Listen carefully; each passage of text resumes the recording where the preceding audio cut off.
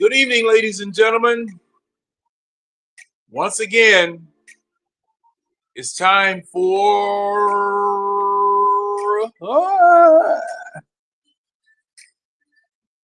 the eye test. I'd like to bid everybody a welcome in. Good to see everybody. Woo! I'm looking at the comments that I have already, and the show hasn't even started. And it looks like it's going to be one of them shows. My name is John Harris, for those of you who do not know. And we're here for our weekly discussion on everything football and everything on the eye test. Welcome in, pull up a seat, get you some popcorn, and please, if you have a mind to, hit that like button. If you like what you see, hit the like button. I want you to be for real here. We really appreciate you hitting that like button and coming on in and tuning in and being with us tonight as we discuss whatever it is that we decide to discuss. Because the topics may range from one end of the spectrum to the other end of the spectrum. Just sit down in your seat, buckle that seat belt tight, get you something to eat, get you something to drink, and enjoy yourself.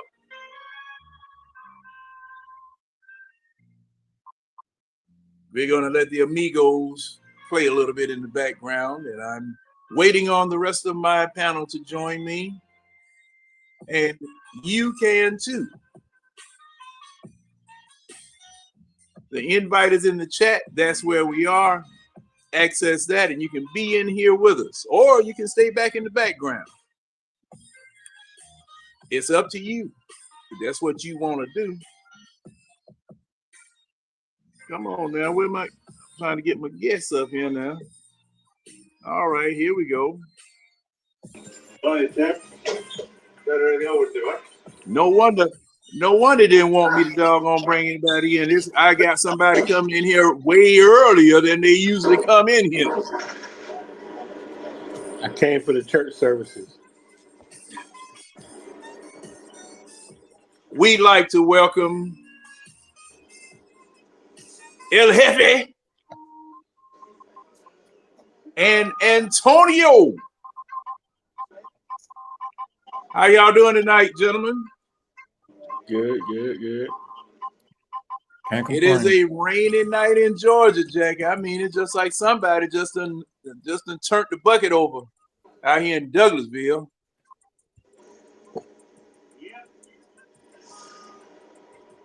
Y'all got rain out y'all way, or y'all just? It's been raining all day. Yeah, I mean it's really pouring down there. I'm guessing that Winston back in the background setting some stuff up if he didn't fall asleep and forget.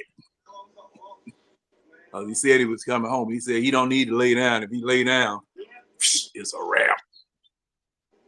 And who is this now? Brian Cornelius talking about I need a 2x2 at the podium. And we'll talk about the podium a little bit later. We'll talk about that kind of action a little bit later. Man, my doggone viewers dropped to 0, but I got a bad signal with all of you guys in here. Let's drop to 0. But just trying to wait. Well, we can go ahead and get started.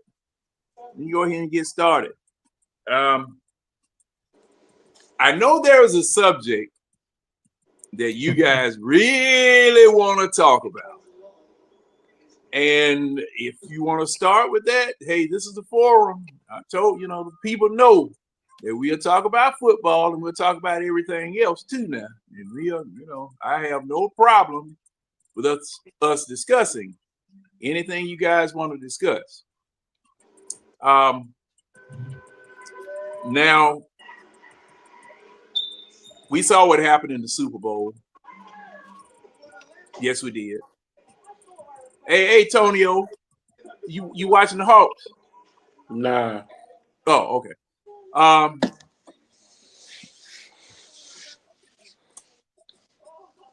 In the Super Bowl,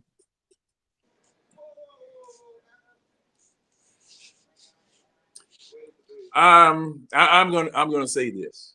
Them boys got destroyed. Kansas City was reading their own press too much. This three-peat thing is a lot more difficult, especially when you are facing a team that you beat before, that decided to come in, and I don't care.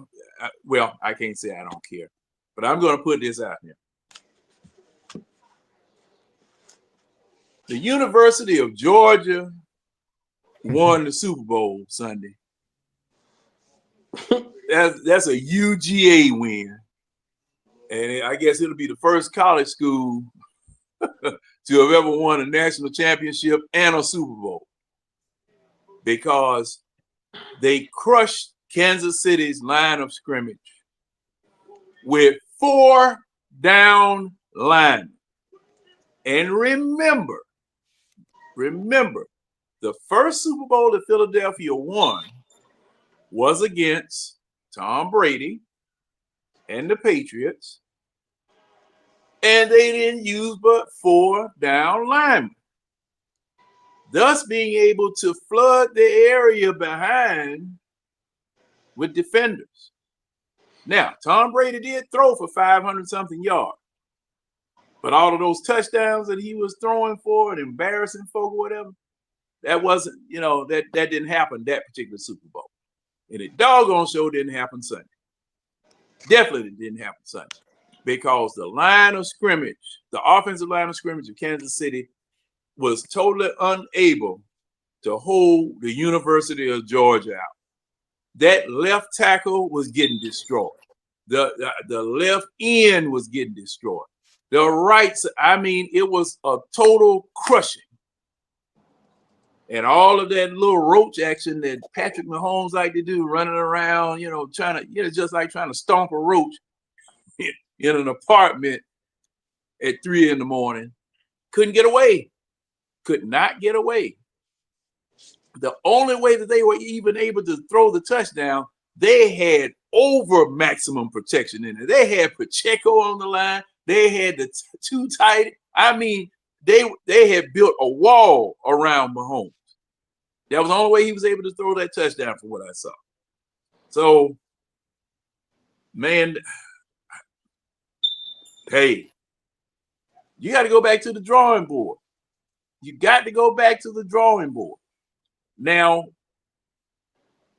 what's going to have to happen, because Kansas City's offensive line was no match for Philadelphia's defensive line. I hope we're not heading to the place where AFC teams in the trenches are going back to when the NFC won 15 straight Super Bowls on the line of scrimmage.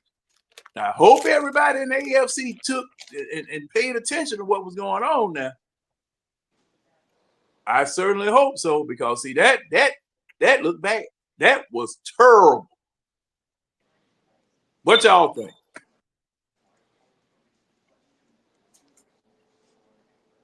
Antonio? Oh, that was his comment old, right there. This right here, Oh. that was his comment. It was a good old fashioned ass whooping, bro, because the game was literally over at halftime. And that's the truth. The game was over with at halftime. Patrick Mahomes was out there running for his life. And like I said, if anybody want to learn anything from that game, yeah. And Jalen Hurts had already said that the biggest effect on the team was the Georgia effect. He said that in an interview. He said the biggest thing that happened with Kansas City was the Georgia effect, meaning them Georgia Bulldogs on defense. Yeah. So originally, when I was watching the game, I mean, I just felt like, all right, Kansas City O-line is the biggest component in this. Like, that offensive line just getting racked up is the biggest reason that the Eagles won. But then when I went back and watched the highlights, I watched the truncated version that the NFL puts out there. And I noticed it, like, it's a lot of context. Both defenses played well. Both KC and the Eagles defense played well. Yeah, it looked worse because of those turnovers. Like the Eagles scored on every single turnover that Mahomes had. Mm-hmm. That short ass field every time. Yeah, and what I noticed was the offensive line, the interior of the line actually did pretty good in terms of how they adjusted. It was that left tackle that was getting abused. And he had a lot of one-on-one. So I saw early on what they were trying to do was they tried to let that guard handle Jalen Carter one-on-one in the beginning of the game. And then as Jalen Carter started moving, they started help. So that center was coming over the shade over the help. Mm-hmm. And then there was one play where I seen three bodies on where the second interception that he threw to Braun, if you go back and watch it, coming off the line, there's two bodies on Carter. And then the third body comes from the side to stand him up. And then what happens is, I think it's Milton that's on that left tackle that on the edge. He just one-on-one just bull rushes the left tackle into Mahomes, and he's hit as he thrown, and Braun picked it off. But I think they did a good job, even though they were double teaming Carter. They did a good job of kind of neutralizing him. Even though, I mean, if it takes 2 and 3 guys, that means everybody else on the line has one-on-ones. But it was interesting because I think more so than the line, Mahomes started seeing ghosts. And I saw a couple sacks where he ran into it. So on one play, he didn't know which way to go. Yeah, that's what I'm saying. So one play, there was no pressure in front of him. So it was one of those sacks where Jordan Davis got, where the center and the right guard takes Jalen Carter. So there's an opening in the middle. That left guard had Jordan Davis stood up. The interior of that pocket is clean. And Mahomes is looking, and he decides to just, like where the center would have been, he just decides to take off. And Jordan, he just runs right into Jordan Davis. Jordan Davis just reaches over. It's a sack. Like there was there was no pressure there. It just got to a point where Mahomes started seeing ghosts. The other thing I noticed from that was that usually there's things you can do to help against a pass rush, like run the ball, and they only ran the ball with like 7 times the whole game. So the coaches didn't do him any favors with that. Mahomes' turnovers didn't do them any favors. And your boy, Kelsey, looking like he was a year past where he should have retired, didn't help either. One play where they flushed him out and he ran to the right, and Kelsey was sitting out there in the middle of the field, and then when Mahomes ran by him, he was like, he ain't try to block for him or he ain't try to help him or nothing. I was like, what the fuck? He stood in the same spot the whole time. And I think that play you're talking about, that might have been a play early in the game. That's one where they started after that doubling Carter, because it was a play where Mahomes was flushed out to the right. He took off to the right, and Carter broke through.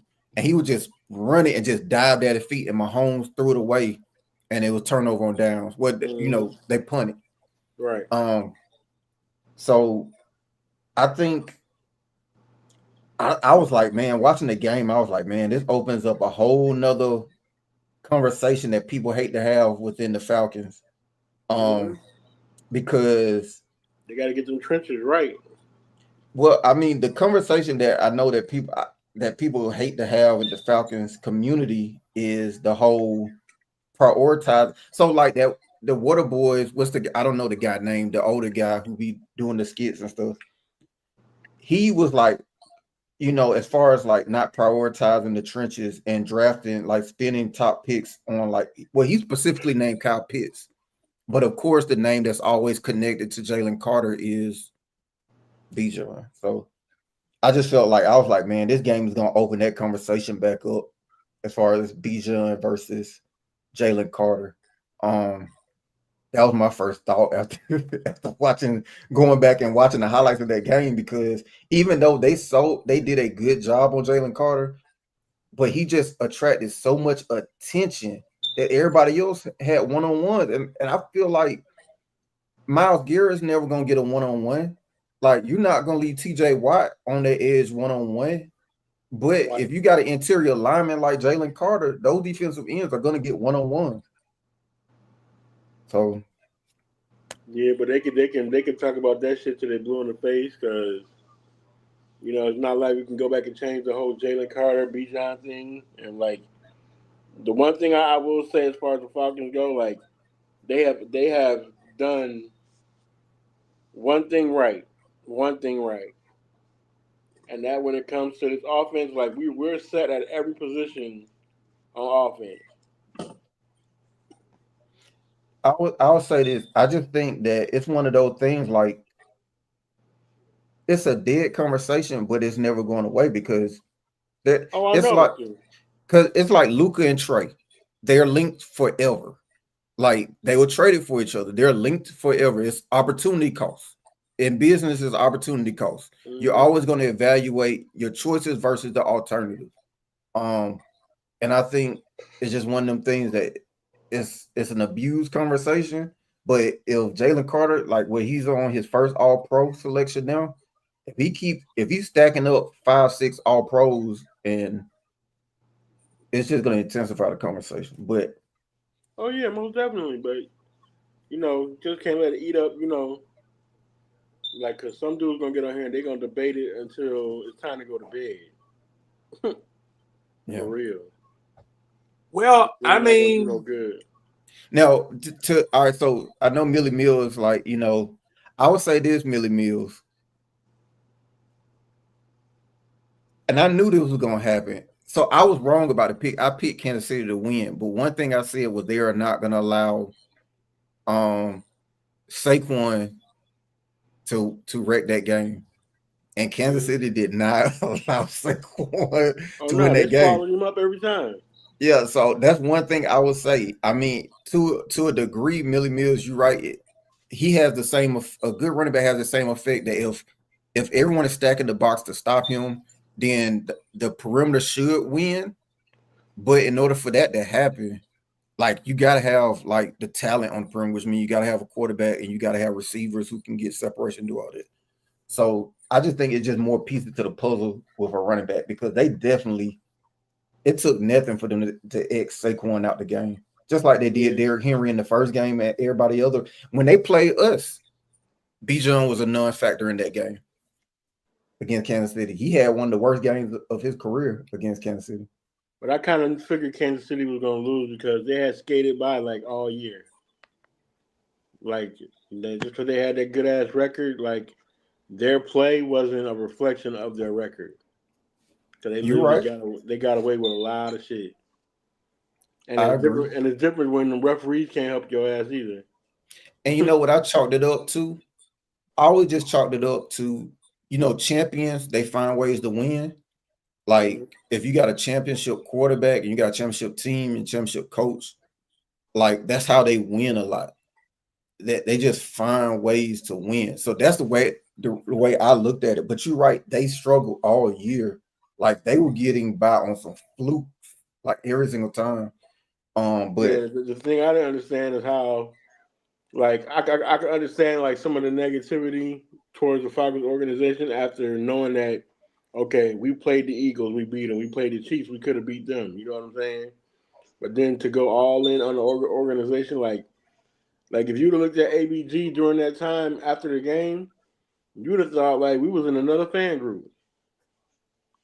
you talking about as far as them criticizing the Yeah, Falcons, or okay? yeah, you'd have thought we was in a whole other fan group. Like it was like so much negativity after the Super Bowl, but at the same time, like it's certain things that we got to learn not to dwell on.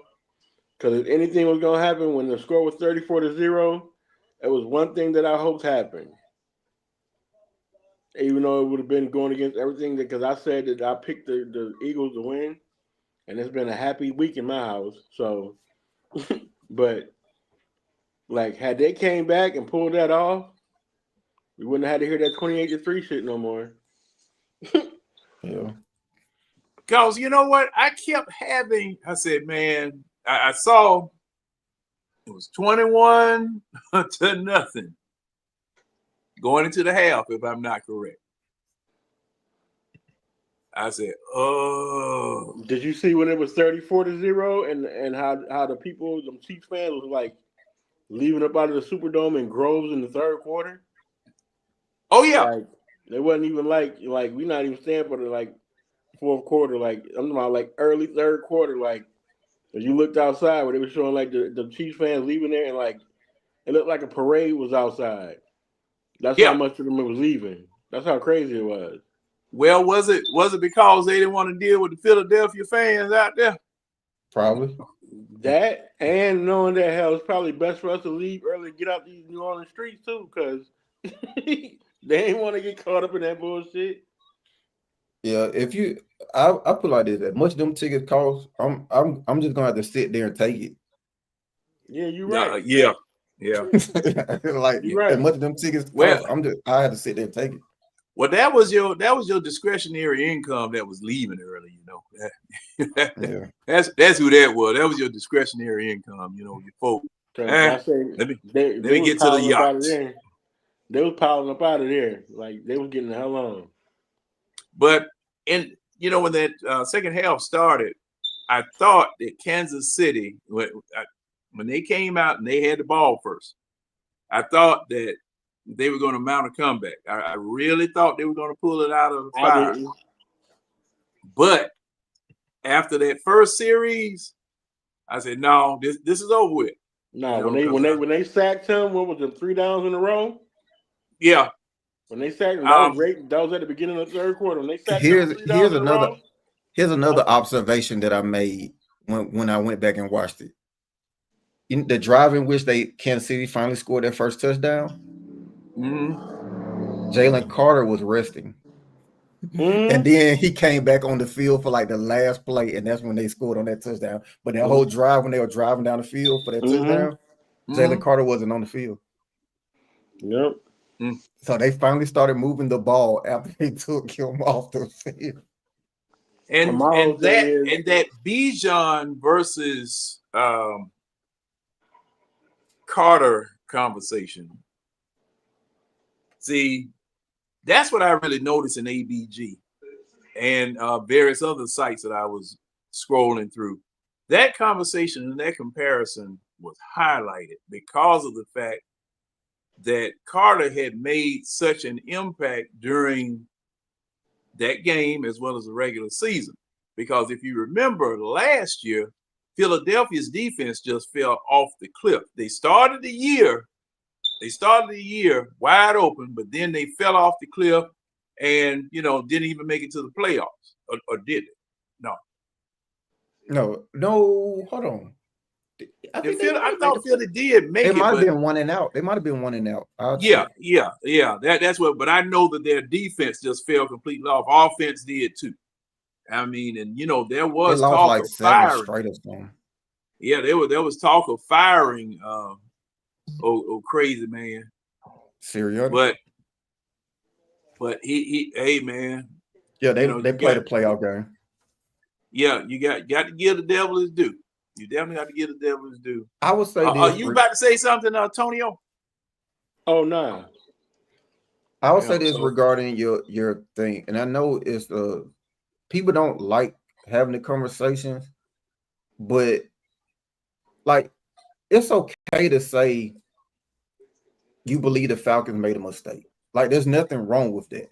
Like I get that it doesn't change anything, right? It doesn't change it.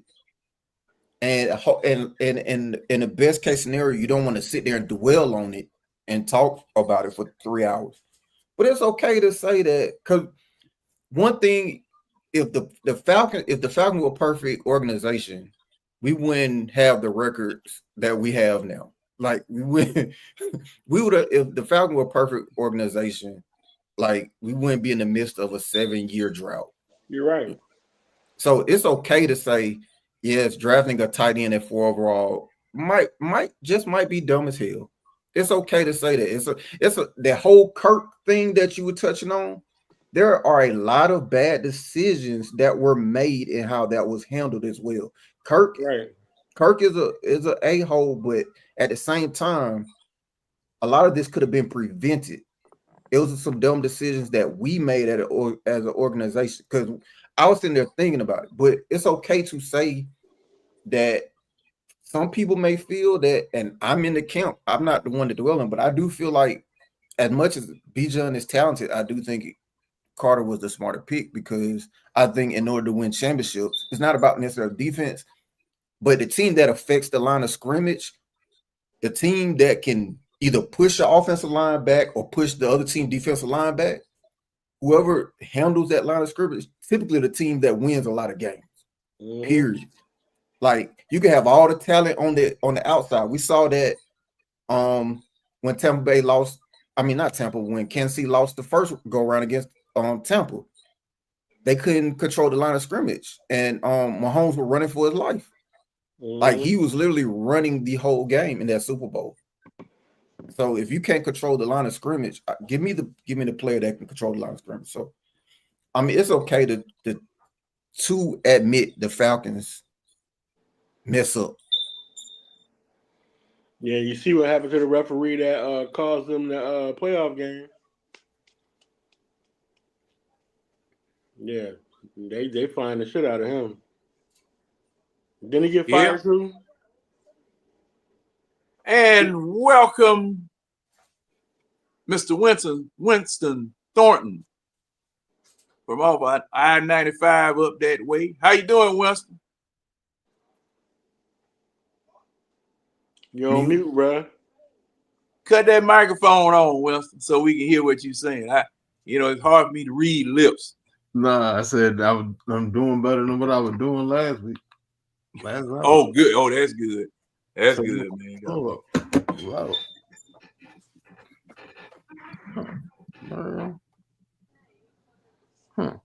You straight? Key, what you drinking? Water or moonshine? Water. Yeah, that white lightning. Hey, just because you show a label, that don't. You got a good point. Very good point. Very good point. That'll get you by the censors. That's all. I thought I could pull a fast one by y'all. My bad. At any rate, yeah, Winston, we talked about the Super Bowl. What did you think about the Super Bowl? That game ain't even worth talking about, man. That game started. Them people put a couple of knots inside Kansas City head real quick. That was it. That was it. I told y'all this last week. I told you Kansas City is not built to come from behind. The defense ain't built to come from behind. If Philly jump out on it, their ass is hit. That's it. Man, I gotta give Jalen his credit though, man. Huh? I gotta give Jalen his credit. Jalen Hurts. Yeah.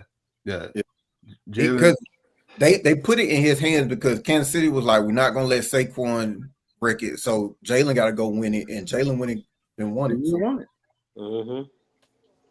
Nah, so you can stop him from running. It's okay. I got legs too. I know how to pick him up and put him down, and that's exactly what he did. And he was the leading rusher, I think. Probably. He was. Yeah, because he was gashing them for like 10, 11, 12 yards every time he carried. Yeah. And not just the line. They The won't put it line on was his causing so much confusion to the point where the picks he was throwing, plus that pick six, man, Dijon, that boy right there was balling. That's the worst game I've seen Mahomes play. Like he was seeing ghosts. He ran, like I said, he ran into a couple sacks.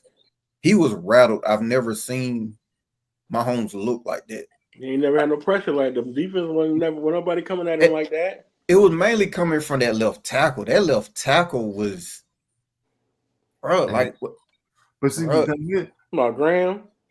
I don't know who the left tackle is, but the left tackle for the Super Bowl, I won't say that was Joe Thuney, but I know that was Graham that was wearing his ass out. He had to kick out because the left tackle went down. But either way you put it, and I mean, this is just a common sense thing. If you build from the trenches, if you can control that line of scrimmage on defense, I just said that you control the line of scrimmage. There's no ifs and buts about it. Philly was sitting there on his ass all night long and never blitzed, not one time.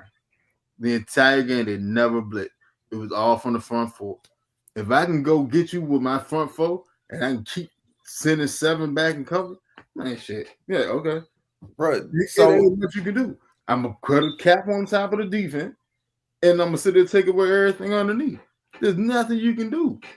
We saw like literally one of the greatest offenses in NFL history lose a Super Bowl like that, where it was just the NASCAR package, the front four, the NASCAR package, O.C. Umeura and all them boys, just the front four. That's it. And they got right after, getting right after Brady. It's the same thing. Undefeated Brady. And what made it even worse for them, well, for the Patriots anyway, Brady is a statue. I don't have to worry about him taking off. Yeah. If I can get to his ass in that pocket, oh, that's it. That same thing. Only thing is, them boys got a little bit late. Like he's not a dual threat. He got the capability of moving, but he's not a dual threat quarterback. But yeah, them boys took it. I tell you exactly when the game was over. And what was halftime? No, it was over way before that. It was way before that. Philly had just scored their first touchdown. And if you remember, Philly had that series, that defensive series, and they sacked Mahomes three downs back to back to back. That's what I was just telling them. That was it. So I was watching, I forgot what show I was watching. He said the game was over when once Jalen scored on that Philly, on the tush push, because he said that that Kansas City defensive line had never been able to be pushed like that. He said he believed that that's when they realized, like, yeah, we're not gonna be able to stop. And if you look at it, like them boys, they literally like went up under them and walked them back, like it was like some turtles up under there moving their ass out the way. Low man win every time. Low man win. And if you remember when they first ran the jump and they scored, the very next thing after the commercial said they showed Chris Jones over to getting a Nick rub. Yeah. So yep. Yeah. That'll do you. It helps to have a quarterback that squats like 600 pounds though. Yeah, and then you got a running back to do the same. Fuck. That's too much. Saquon way more than 600 though. Both of them though. Both of them been doing powerlifting since the middle of high school. Yeah. Like pound for pound weight record. Jalen Hurts got a rack at Alabama and at what the hell he went? Oklahoma. Then Saquon at Penn State was setting records in the weight room when he first got there. When he first got to Penn State, he was already squatting 600. And for the personalities of like ESPN to my own, but the Chiefs did score 22 points. Man, come on, they got them points in garbage time. Love it. Man, that game was over. Does anybody that was watching that game? That's when the 3 sacks happened. Right after everybody know when that shit said 34-0. Dude, I was They gave him a done. flicking They back gave between him the a other done. shows. See, that's when you run 100 on them. As long as you bring your starting quarterback out there, oh, I'm running 100 on you. Because, see, you hadn't gave up yet. And I'm pleased to welcome Ron in the house. How you doing, Ron? Trying to stay dry. Hey, man, what Before you you man? get to the point, It don't say raining nothing like about all to Jalen be Carter, damned over here. You know, yeah, it's raining like all to be damned. Jalen Carter is off limits. But I mean, why are you saying that? Oh, it must have been some fussing going on back because hey, y'all don't save nothing for Wednesday night. Y'all be arguing and fussing the whole darn week. But Ron, what you think about the Super Bowl? I'm gonna let you know everybody else. What Super Bowl? Well, I mean, it was. Look now, now, Ron. We paid all that advertising money to put a football game on for you, and we called it the Super Bowl. No matter how them Joker was acting, they still called it the Super Bowl, Ron. That was an old-fashioned ass whooping. I can't. No buts about it. Old-fashioned ass whooping. Like Philly was like, "Oh, y'all beat us the first time. We coming back with a vengeance, and we finna show you better than to tell you who the better team is." They look like 2014 Bama, man, out there. Right. It was an old-fashioned beatdown. Blah, blah, blah, blah, blah. I would say this. So Chauncey Gardner Jr. after the game said he basically said that if they didn't play on that terrible ass turf the first go round, that they would have got it then too. Yeah. And where were they at? Where were they at? Arizona. Arizona. I believe it was Arizona. The last one? Yeah. Oh, you talking about the first time they met at the Super Bowl? Yeah, they met. Oh, okay. So remember the field had flooded and it was real bad. Right, Morris. Yeah, and Chauncey Gardner basically after the Super Bowl was basically saying he said after the first Super Bowl he said if the field wasn't so jacked up, then that D line would have got off. But hey. But I mean, Georgia players. Yeah, man. University of freaking Georgia. Man, I tell you. And see, what Keely alluded to it a little bit in the beginning about the conversation between who you should have drafted. But I've got to take it a little bit further back than that. And while I'm doing so, I'd like to welcome Red to the dais. Red, can you hear me? I can hear you. Oh, I thought you on your way home. I'm at home already. Oh, okay. I'm here. I'm here already. Oh, okay. Wait, Red, you sound like you're a little under the weather. Down. What's up? He been drinking. You all right, Red? Yeah. I'm just listening to you. He been drinking that liquor you gave him. Been drinking. Oh, hey, Red, did you sample any of it, man? I did. Let's see. He sampled it. That sound like. Been sampling since he got it. Now, how was it, Red? How was it, Red? Oh, I enjoyed it. Tastes pretty smooth. Which one? Now, so you got 93 and you got 100. I gave you the small bottle. Okay. Yeah, but well, like I told you, man, I'm thank you for being patient with me, regardless of what Tonio said. Thank you for being patient with me, and you know, I've been meaning to get it to you, whatever. I'm just glad I got a chance to get it to you, and glad to get a chance to meet you. And Tonio, Keely, and Ron, y'all next. I got to come see you. Mm-hmm. Got to come see you. Well, I'm not hard to be found. Me either. Yeah. You know, cause I already told Ron, if it hadn't been doggone raining, as soon as the rain break, I'm coming to see you. Yeah, I said we all get together and do a draft show. Yeah, we ought to now. If we can do that and find a Oh, venue jumping- that's I ain't close to jumping. everybody. I'm not jumping in the pool this year. But Go to Twin Peaks or something.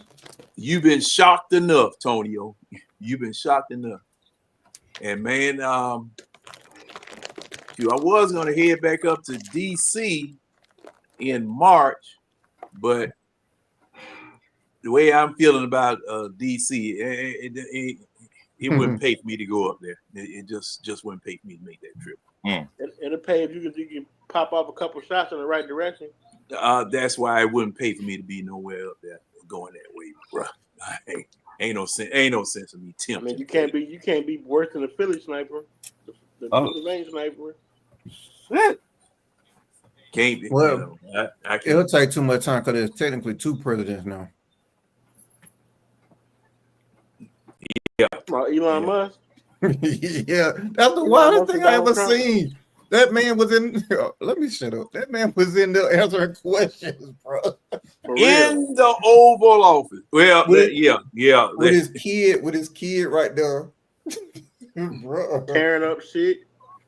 That's hilarious, bro. We're such an unserious country, bro.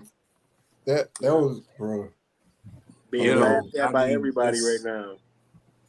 And just breaking security protocol all over the doggone place. But I guarantee when I get in there, that war over there with Russia and Ukraine will be over just like that. Yeah, Russia tore their ass up today.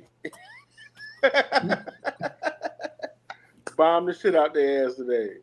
Bro, they were gonna end the Israeli-Palestine war and then come in and was like, yeah, I'm gonna take this land and put my hotels on it. We're gonna build on it. We're gonna turn it into Sugar Land. Bro. Oh man, and let me tell y'all something. Candyland. If that joker do some stuff like that, won't nobody over there get a moment's peace. You talk, man. Look, those people been going at it since Bible time. Here's what I would say. I'll put it like this. The last time we messed around over there in the Middle East, they sent something over here. Exactly. They flew some into a couple towers the last time we messed around with the people over there. Yeah. So I think we might want to relax, bro. Yeah. It's deeper than rap over there, bro. And keep your mouth shut. Okay. It ain't no leave. You know, keep your mouth shut. They got cells here in the United States that been sleep so long, ready to be activated. That's how they do. They come over to the States and they be like sleeper cells, and they be like for years. For years. I have a rule in life. Get one email and shit is pop on. It's on. I have one rule in life. Never fight somebody that's ready to die. That's my one rule in life. Never fight somebody that's ready to die. Yeah, because they will give it up. You ready to go? They will give it up. And all it takes is for that phone to ring and hello. That's an email. That should be like. That should be. That's it. Hello, my brother. Through. They through. That's the go word. Hello, my brother. That's the code word. Yeah, they through. They now you gotta understand when they now. You understand how long them boys plot and they plan shit for years. For years. For decades. Now, since Super Bowl, it wasn't really much to talk about that, about the actual game. But there's been a lot of discussion on this channel about the halftime show. And I was hoping Coach would come in here. I got to find out what, he must be going for the finals, doing his finals and stuff and peeping in on odd days or whatever. That man ain't doing no finals in February. Well, ain't no telling what Coach doing. So, because I saw him contributing a little bit to the cross conversation about the halftime entertainment, and I cannot get into it the way that you guys got into it because you're very, very familiar with the artist that was at halftime. And the only angle that I can, I guess, get into this is a kind of a question. Is a halftime show designed to educate or entertain? It was meant to entertain. It's just that K-Dot took it a different way. That's all. Yep. That's all. And like I said, I never had a problem, and I understood the message when I made my post and ABT, even on my personal page. Oh, you didn't get the message. No, I got the message. I just felt like with his catalog, he could have had better songs and still got his message across. Because you're not going to get Michael Jackson up there and not perform your hits. That's And then a big thing. you got to look at all the stuff that's coming out now, how they was pumping noise in there. They make it seem like it was louder than it was when it wasn't. Because even Kai Cenat posted his video, and it was quiet as hell in there. So everybody was just standing there looking like, what the fuck are we watching? Pretty much. I'm not hating on the man, but at the same time, this shit was boring. I'll say this, and this is where the conversation between me and Coach got in, because my point was I don't think the set list matters because he could have played his greatest hits, and I don't think it would have meant anything because that's not a Kendrick Lamar hip hop crowd. It's only been 2 hip hop acts ever in the history of Super Bowl performances, and that was the second one. He was there for the first one. That's the only time, 2 times hip hop artists headlined a Super Bowl show, because it's not a hip hop show. Like, it's not the people who buy Kendrick Lamar It's not a hip hop crowd. They're not the That's my mainstream point. poet. That's Yeah, that's he's my a point. lyricist. He's not an entertainer.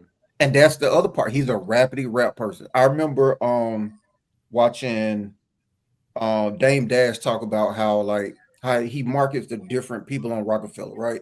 He was like, Jay could make something that go top 40. You can see him doing records with Mariah Carey. However, Beanie Siegel, he was like, you can't put him in the same category. His job is to find people who like that gritty, like barred up stuff, and then bring those people to his records. Like, and that's what Kendrick Lamar, he just, like, he does the certain stuff like with Taylor Swift and all that, but for the most part, he's a rapidy rap person. And to me, that's why I said when Jay-Z did it, I felt like he did it, he knew what Kendrick Lamar was going to do. He knew that this wasn't an entertainment thing because he knows what kind of audience are at those venues, and it's not hip-hop venues. I mean, a hip-hop audience. And when me and Coach went back and forth, I went back and I looked up the Super Bowl ticket allotments and how the NFL distributes the Super Bowl tickets. Because the point I was making is that the people who mass consume hip-hop and the people who go to these games, like the Super Bowl, they're not the same crowd. So Right. I think Jay-Z knew that, which is why I think he knew that he was in on it, in my opinion, because he knew that this wasn't a musical act. Like, when you put a Rihanna or Usher and these type of artists, you know that those fit into that aesthetic, into that crowd, because basically pop artists, people who have top 40 hits, those are the people you put at those Super Bowls. People who have those crossover hits that goes across different age ranges that a 60-year-old white guy could recognize. That guy can recognize, because he's heard it at wedding events. He's heard Usher's yell at different, like, it went everywhere. Because even Madonna's Super Bowl had the crowd popping. Yeah, and now let me ask this question, because I was thinking about this, because I did get a chance to look at a little bit of what you guys are talking about. Could Cash Money Records back that ass up? It wouldn't have worked. All right, so I think it would have. Here's the Because biggest, everybody has heard that. here's the biggest thing. Here's the biggest thing. I'm just a lot of people are missing, right? So With first Millie Mills, yeah, Jordan Burke, probably late first round, early second to mid second round. You like that? But all right, with the whole election happening, if you like actually look at what they did as a presentation, it was just a statement. It was more of like, all right, y'all took over the country. We can show you we can take over the country too. And it was straight out was a political statement. That's all it was. All day. Jay-Z, Rock Nation, pick select who's going to goddamn perform. All right. In our culture right now, who is the most political or pro-black artist that we have? It's Kendrick. So what do? We get Samuel L. Jackson to dress up as Uncle Sam. Uncle Tom. Uncle Tom Sam. All right. Then the stage is a prison yard built into a PlayStation controller. Exactly. You know what I was wishing of? A black man is performing in the middle of the American flag, doing nothing but pro-black shit. It was a rebellious statement. It was a rebellious statement. So, and here's the reason why even Millie Mills said he think Lil Wayne would have went off. No, it wouldn't. And I'm gonna tell you why. All right, because that's the thing that Coach said, that a different song selection or a different artist would have rocked the crowd. And I don't think any hip hop artist, except for like a rare one or two, would have made it go off. And here's why. So when I went and I looked at the allotment of how those tickets are distributed, right? 75% of Super Bowl tickets are allotted to the NFL teams. 17% goes to the winner of the NFC championship. I mean, the winner of the NFC. 17 goes to the winner of the AFC. 5% goes to the whole city. So in this case, New Orleans Saints got 5% of the tickets. And then I think the remaining 29 teams split up the remaining 36 or whatever to add up to 75%. And then the NFL reserves 25 for their so like when you see the coach of the year get tickets, first responders, police officers, corporate sponsors to the NFL, so like Fox Network, broadcast, CBS, Amazon, we just signed this deal with Amazon Prime, they got to get their tickets, stuff like that, right? So you take the Falcons, let's say, out of their allotment, because they didn't win the NFC, so they get 1% of that allotment, right? Those corporate suites, Delta, Cox Communications, Coca-Cola, they're getting first deals because they're paying $60,000, $70,000, $70,000 every single year for those corporate suites. And what ends up happening is let's say the Falcons did make the Super Bowl. So then they get that 17% allotment. The corporate partners get handled first, and then season ticket members after that get handled, right? So then the season ticket members who pay the most every year and this and that, like the club seats and all that, they get first deals, first access. And then what you'll see is a lot of those people, they'll flip them. The minute they get them, they sell them on Ticketmaster or whatever the case may be. And that's how you get a lot of the people who do flood the market go on Ticketmaster, buy theirs for like the $8,000 ticket, $9,000 ticket, whatever. And then the NFL also has the on location packages. That's how they sell theirs, right? So to my point, most of those tickets and the corporate sponsors and all those stuff, like when I was working at Coca-Cola, the CEOs and the C-level employees always got theirs, right? The average age of those C-level employees, like the people on the board, they're like 60 plus, and most of them are white men, right? So the CEO of Coca-Cola, Muhtar Kent, he's like a 68-year-old Turkish white man, right? Like I promise you, he probably doesn't listen to Sexy Red or ESTG or Kendrick or Lil Wayne. And that's pretty much half the makeup. So when I sent that video in the group, and I'm sitting here like, where are the people who look like us who would listen to Kendrick music? The whole pen, the whole thing. And I didn't see anybody that looked like us. Like, I think people get it misconstrued in terms of the crowd. It's really more so a corporate crowd. You got celebrities, you got families of players, you got other NFL players that are in attendance. And of course, like the first responders, because I know they set aside an allotment for like police officers and firemen and stuff. But for the most part, yeah, in terms of like the core audience of teenagers and young adults, like 18 to 25, one, they're not spending $10,000 on a ticket to a Super Bowl, and yeah, most of them aren't at those games. They ain't got it like that.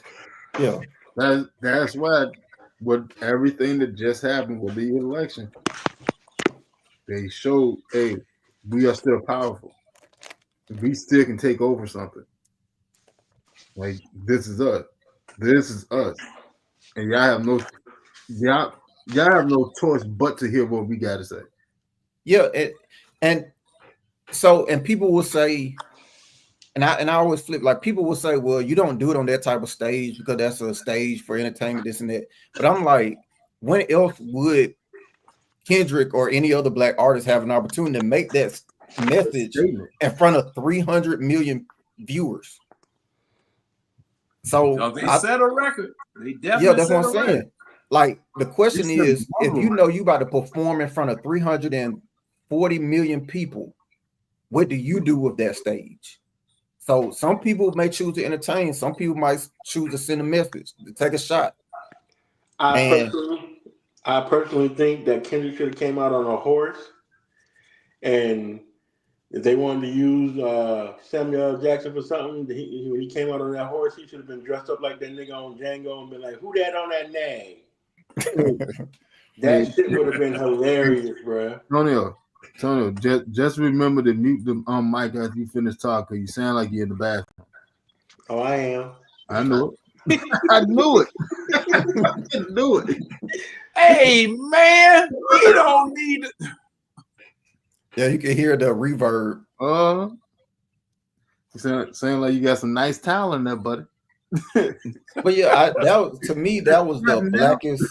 That was the blackest. The reason I loved it is more so because it was the blackest halftime show I ever seen. Like, bro, like that was the whole purpose of it.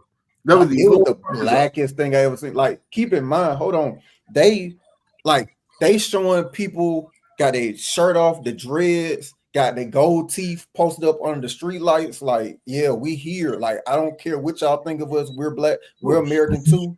Like, people like showing their grills, like all in the camera and all that stuff. I loved it because it was the blackest thing I ever seen, and it just forced America. Like, yeah, we here.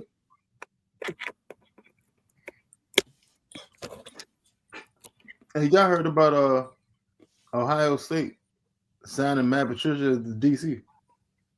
Yeah, they're a professional team now, man. Yeah, with a big bag. Shit. This ain't college football no more. They're the first professional team now. Yeah, man. Yeah, that's pro team up there in Ohio, and that's pro team up there in Ohio. And see, of all of the other schools outside of the SEC, Michigan, UCLA, and all those other people included. See, Ohio State, if you were from the SEC, you always had to keep your eye over there on Ohio State because Ohio State used to bring smoke. You know, that's one thing that I would always remember about them, that they were just below an SEC type school, Alabama or Georgia. And, you know, getting Matt Patricia, they have been kind of legitimized, I could say. They could say they're kind of legitimized. And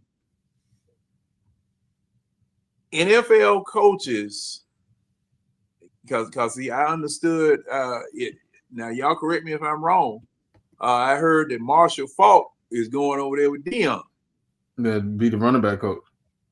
Yeah. Mhm. See, man, that dog on Dion is just like a magnet. He's pulling people over there, man. And I would not be surprised if Colorado makes another little jump this coming season. Let's go. And I wouldn't be surprised because he's getting great professional talent over there to help him out. You know. Now, 3 Dirty is asking a question. So how do we piggyback off of that going forward to make changes? Don't forget they took the end racism from the end zone with the president attending. And he left before halftime. Now there are Tonio, did you post that explanation as to why the president left before halftime? Somebody posted. They booed the shit out that man. No, somebody said that he had.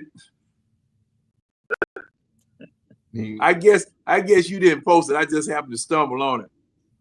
Now I don't know how true this is, and they were booing. And oh yeah, let me make sure I say this. Fox edited the booing because it was nowhere near as loud as what people were saying that it was, because I saw the game, but then I saw some YouTube clips and I saw some TikTok clips where, man, the boos, it was just like a whole bunch of owls was in there. Ooh, you know, and compared I saw to the clip of him when he was on the field, when Trump walked to the field. I saw that clip. Like, they were going crazy on him at that point. When the clip where he walked down to the field, started shaking the players' hands. Yeah. I think he shook Chris Jones' hands and some other KC players. You talking about Poppy? Yeah. When Trump walked down to the field, it was a guy recording. You can hear the boos, and dudes were yelling "traitor, traitor, traitor," because of course he freed the January 6th people that attacked the police officer or whatever. So they were booed yelling him like when LeBron went to Miami and came back to Cleveland for the first time. Yeah, they booed his ass like that. Man, forget a boo when somebody gonna slap his. You know what? Well, let me stop. I don't get y'all in trouble. My bad. Yeah, you get all of us in trouble. So real quick to 3 Dirty's question real quick about the removing the thing from the end zone. So somebody from the NFL did speak on that. They said that when, in light of the tragedies or whatever, like the New Orleans thing, the Vegas thing, the wildfires and all that, that they had switched the slogan to "It takes all of us," and then they did the whole campaign of "It takes all of us." So, like in the lead up to the Super Bowl, you saw the thing where they were all marching down the Bourbon Street together. Some wearing like the LA Fire Department hats. Some wearing the Save Nola hat, because you know the dude that killed everybody on New Year's Day or whatever. So it was supposed to be they were supposed to be switched to a campaign based upon around those tragedies, like the LA wildfires, the Vegas dude with the Cybertruck blowing up, and then the other guy running and killing everybody, driving over everybody in the first quarter. So that was the NFL explanation for that 3 Dirty, as to why they they removed it, but they swapped it to "It takes all of us" for that campaign regarding those tragedies. That's just like one of the dudes that got out of the trunk when it first started. He got out of there with that Palestine flag. You see how they handled him when they caught him on the field? Yeah, but they ain't giving him no charges though. And Yeah. most of the time when you saw on the field, they put a charge on you. Oh yeah. They didn't. But not to be changing the subject, but the funniest commercial, and I don't see how Seal agreed to it, because they made that. Oh yeah. Oh man, that was ridiculous, man. They were so wrong for that shit, bro. That was ridiculous. I laughed so hard at that shit, man. That was ridiculous, man. Now,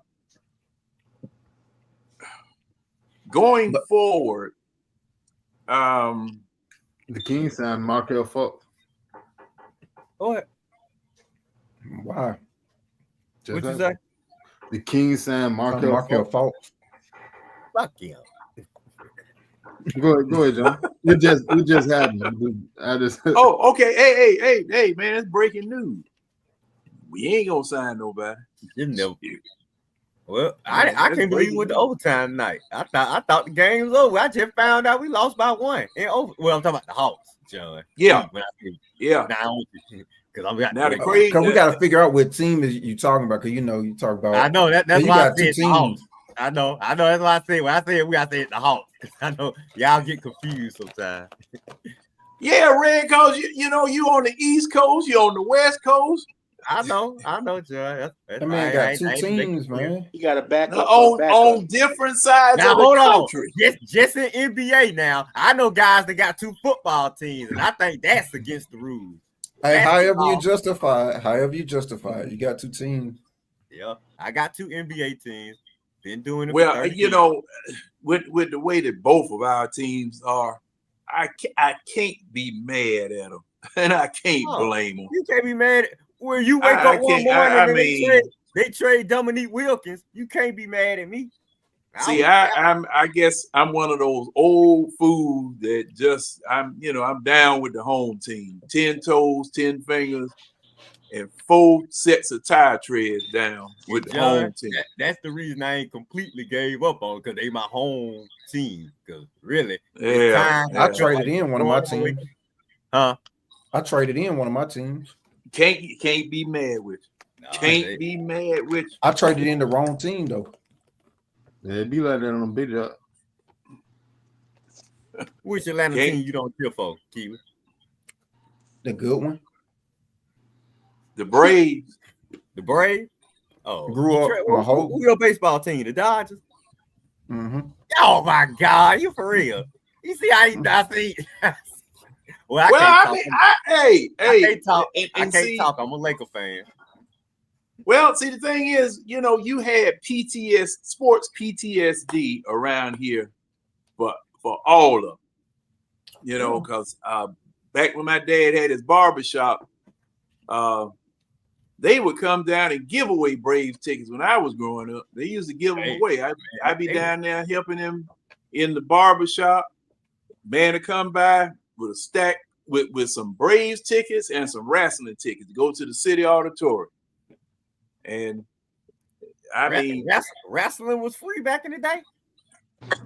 Oh, well, they charged a little charge, whatever, but they would give us tickets because it was NWA, Georgia Championship Wrestling, or NWA down here. Oh, okay.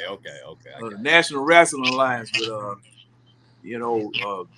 who was it? Thunderbolt Patterson and Ox Baker and all of the Dusty Rhodes and Ric Flair, and then they came a little bit later.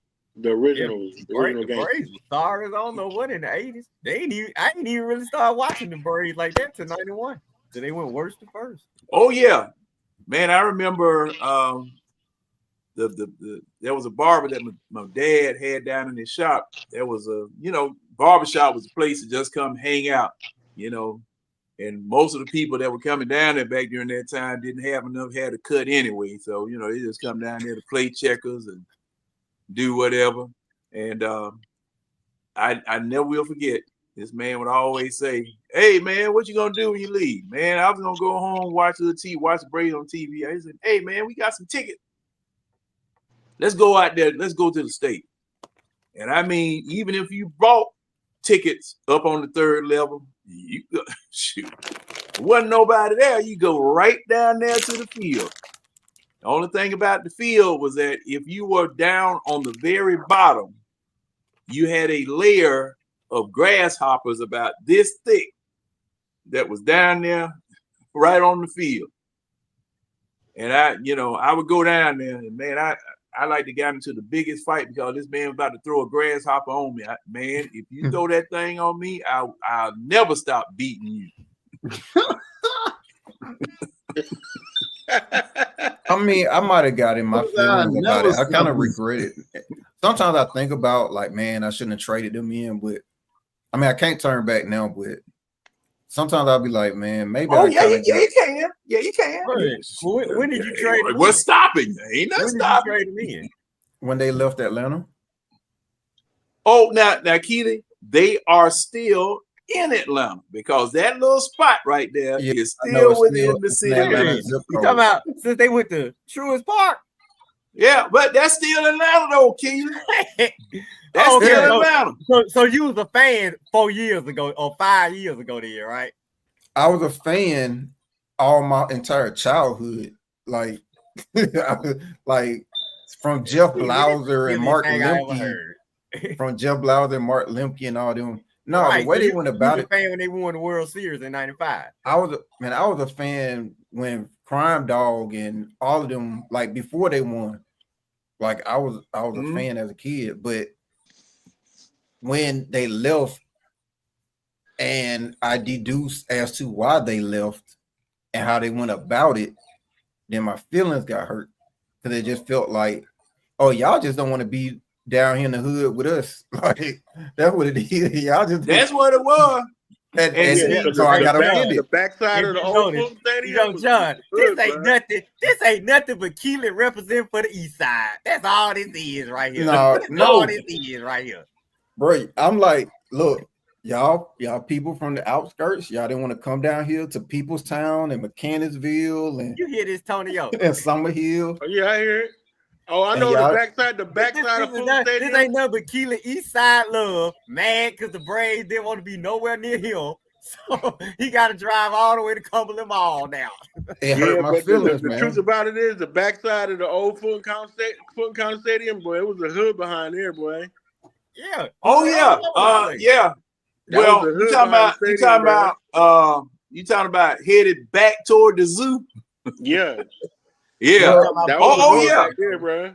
Well, it was literally on both sides. You had Mechanicsville, Peoplestown, and Summer Hill.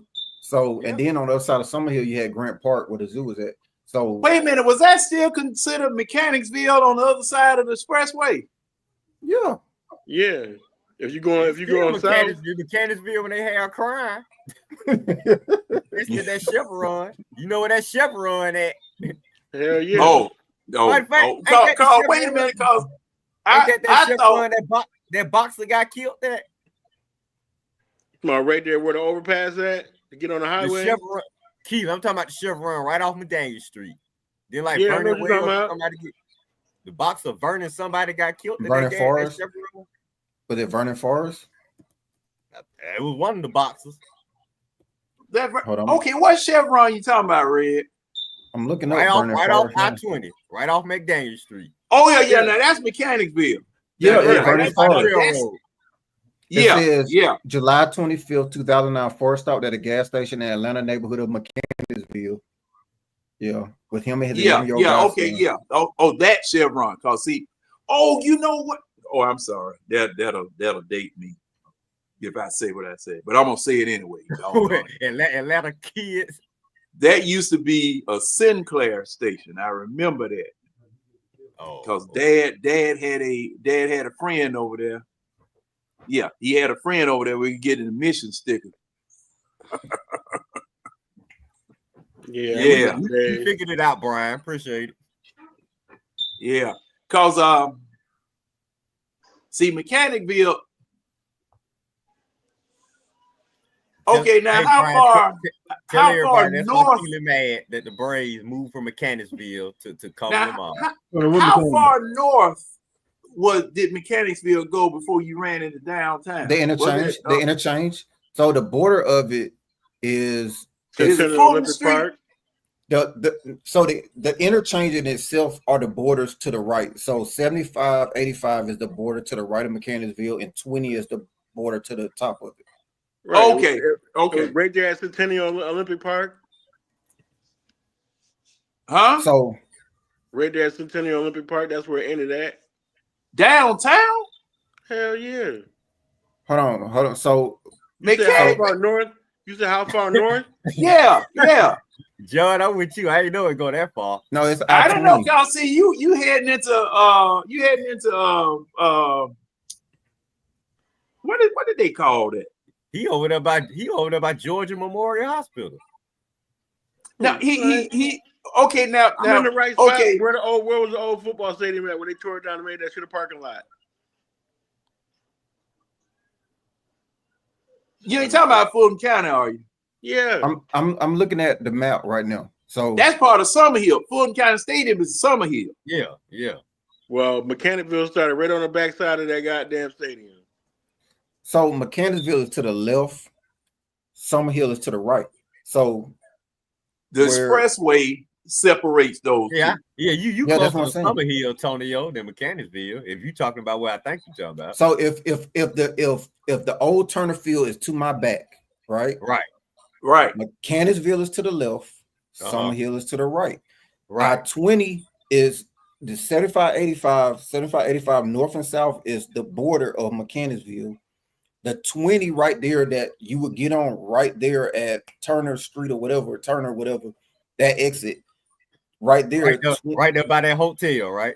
Yeah, so 20 is the top end border of it.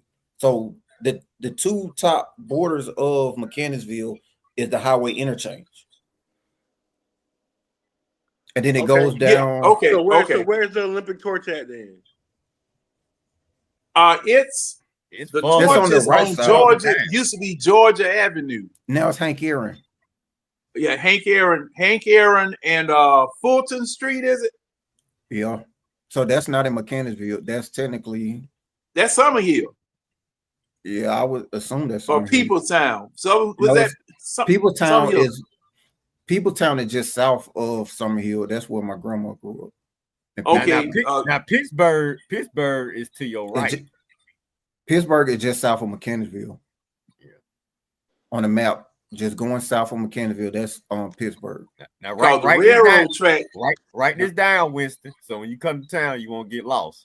Yeah, You don't get go jacked. nowhere near them. Stay on the No. big road. You don't want to get No, lost over there at nighttime, No, Summerhill is they done changed Summerhill. Like it ain't even the same. especially after it rains. You know where I live at, right? I know you in Yeah. Richmond. Man, please.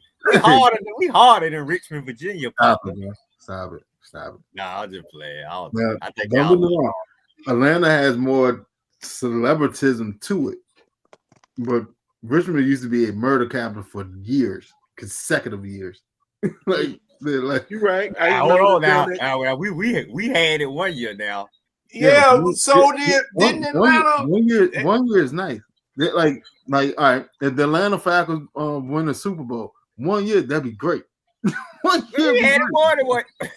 But for a dynasty is built by Look at him. He all happy. He happy about that. That what you happy about?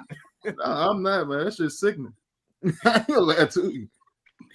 So the thing about it, the way they do them is by percentages. So Atlanta will have more crime, but per 100,000 people, like Richmond, St. Louis, and all these other cities, they'll have a higher percentage of crime because it's like per 100,000 or whatever. Y'all got So- Atlanta way bigger. capita. than- It's Yeah, like so- Atlanta probably like 3-4 times bigger than Richmond.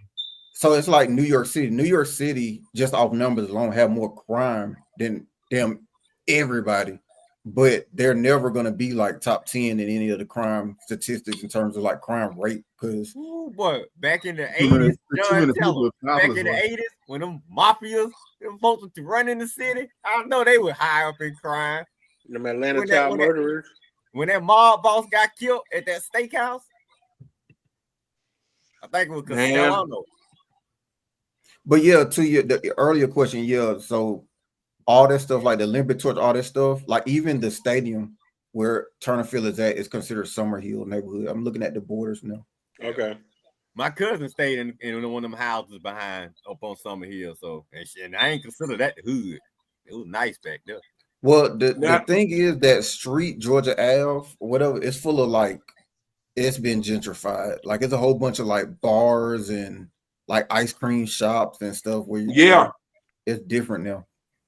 Man, if I knew now, if I knew then what I knew now, and I had $20,000, you could have bought Hill Street from downtown all the way to the doggone to Georgia Avenue. Yeah, because they got a lot of strip malls over there now. Man, I'm telling you. And you'd be making a killing. And it's all because of Freaknik and the Olympics. Freaknik and the Olympics. They pretty much set up our city for years to come. Man, If Atlanta would have known how to basically capitalize off of Freaknik, it would have been a beautiful thing. But The as you remember, the underworld they capitalized, Tonio. I think the effects of Freaknik. I think Freaknik changed the city, man. I think. Oh, it did. Yeah, Freaknik and then the Olympics, of course. Right. Because it was back right after the Freaknik, the 94 and 95 Freaknik, which was they say some of the best, and then the Olympics in 96. Because whatever Freaknik that was when they released Soul Food, the Soul Food album, or the Outkast album, that was it. My barber, he's like in his 50s, right? So he said he's from Mississippi, and he said that his first trip to Atlanta was for Freaknik. And then when he got here, he was like, he saw all these black people driving Benzes and these big old houses and all this stuff. He was like, oh, I'm coming back. And I'm pretty sure he wasn't the only person that saw all these black people with nice cars and homes. Yeah, and a lot of people that came to Freaknik never left. Yo, and I'm pretty sure. Hey, baby, put your mom on the phone, please. I ain't never coming back. I ain't never coming back. He said he came to Freaknik and he never knew black people lived like that. Matter of fact, Dion said the same thing. He said that's why he wanted to be drafted by the Atlanta Falcons. He said because he came to Atlanta, he never saw black people like moving and owning businesses and running the city and politics and all that. He said he never seen black people doing that. So he wanted to be drafted by Atlanta. The wildest thing I seen at Freaknik was Suburban, and this girl was on top of the Suburban, and two niggas was running a train on her in broad daylight with the news helicopters taping the shit. That shit was crazy. There was this flatbed, kind of like a record truck, but it's flat. It was just flat. But it had speakers all four corners, about 4 feet tall. Traffic was locked up. People were getting on and off the truck dancing. I remember 75, 85 was at a standstill all day. Man, I-20 around the AU Center, didn't move Ashby all day. Street, on Jailhouse Lock. I didn't get my license until after Freaknik was over, and I was so like Bill Kimball killed it, and I had just got my license. Oh my god, I hate that dude, man. Well, there was a lot of pressure on them to kill it because, when it first happened, and I'm trying to think of the very first Freaknik, they were not prepared for it. Yeah, a lot of people didn't know 285 was a circle. Yeah, they were not prepared for it. Did we just pass this exit? Yeah, about an hour ago. No, wait a minute. Hey, Tonio. There were two dudes that came from Cordele, Georgia. They got on 75 and they stayed on 75 and they were in the right lane. So they passed by Atlanta Stadium, got off, and got on 20, headed east. Got to 285, stayed in the right lane, got off, got on 285 south. Stayed in the right lane, got off, got back on 75, and passed by the stadium again. He said, damn, this city's so big, they got 2 damn stadiums. Yep, wait on it. I said, and man, joking in it, they were looking like a country bumpkin landed in New York City. This is all they were doing. They didn't know which way they were going. They were just staying in the right. I remember when I first moved to Atlanta in '91. Like I didn't know 285 was a circle either. Till I came up on the airport again. I was like, damn, we by the airport again. You went around. You went all the way around. Hell yeah, twice. Wow. Twice. But man, I remember when 285 was 2 lane and you were in the country. There was no wall. There was no 4 lane. 285 was wide open road and you in the country. You talking about something dog and bears and deer and stuff was running across the road. Man, I'm trying to tell you, man, you was in the country. Mm-hmm. You was in the country. And I had an old good for nothing boss that was trying to get us to come to work during a snowstorm. And he kept talking about that he had rolled here and he had rolled there. Wasn't no excuse for people not to come to work. 90 snowstorm? Yeah. And he ran off the road on 285 right before you get to Camp Creek into one of them holes. And it just so happened that the truck driver saw him. They had to leave him down there for about 2 days. Oh shit. They couldn't get him out. Because I mean, if you head down 285 and Keela and Red, and I guess Tonio, since he went around there twice, he know what I'm talking about. Mm-hmm. There are spots on 285 where the road is up and it just has right after the shoulder, it just has a drop off. Mm-hmm. And man, and the way it used to be a long time ago when you didn't have the 2 lanes and there was very little traffic out there, you fall down in one of them doggone holes and nobody saw you. You down there, Jack. For real. You down in there. That's how the exit to 20 used to be. If you was coming up 285, like coming from like Jonesboro Road, and Atlanta used to be very residential. Down in that tree line back in the day. Atlanta used to be very rural, like on that, like everything where my mom stay and all that stuff, like off of 285 and all that. Yeah, all that used to be like trees and woods, man. Like my mom is, her house sits in between the Bouldercrest exit and the Moreland Avenue exit. All that stuff, on the Bouldercrest side, all that stuff used to be trees when I was a kid. 285 used to be like how South Fulton Parkway was like 10 years ago. Shoot. Oh man, it was worse than that. Tonio, they done planted trees. That's what I'm saying. All them trees and woods out there, they done built up South Fulton Parkway now, though. Right. Oh, you right. It's so much shit out there right now, man. Camp Creek wasn't nothing but trees and woods. Yep. Man, I remember Camp Creek used to end at 285. Mm-hmm. Before they used to end at 285 until they built that shopping center on the other side. Yeah, Camp Creek, man. She wasn't no Camp Creek coming all the way from Douglas County and changing names and coming over, man. No, it was through. It was over with. Only thing was when you got off Camp Creek, you made a left. You probably saw that McDonald's and maybe a gas station, and the rest of it up the street to the airport. That's it. Yep. Airport parking. That's all. It wasn't nothing going the other way.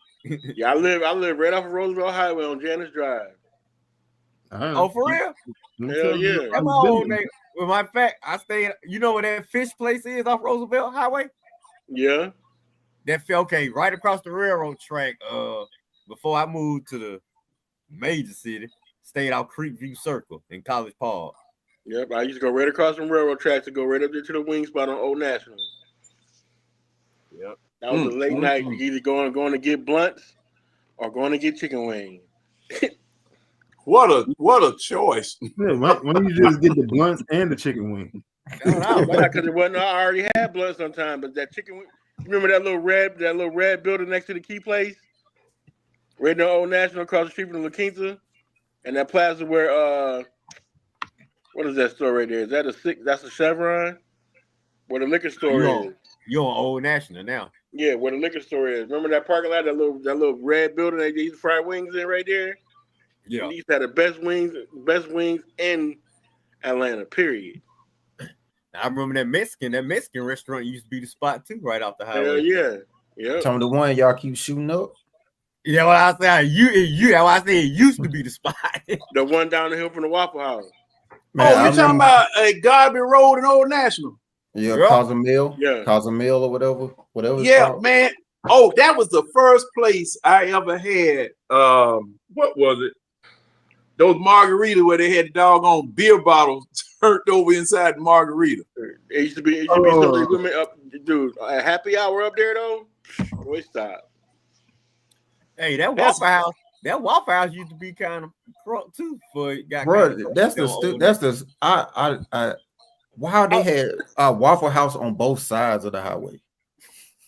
Dude, Man, you- hey, Hold on. Keely, if you get that up, used you to get up be on a Jonesboro hot Road, corner. it's a Waffle House on every corner.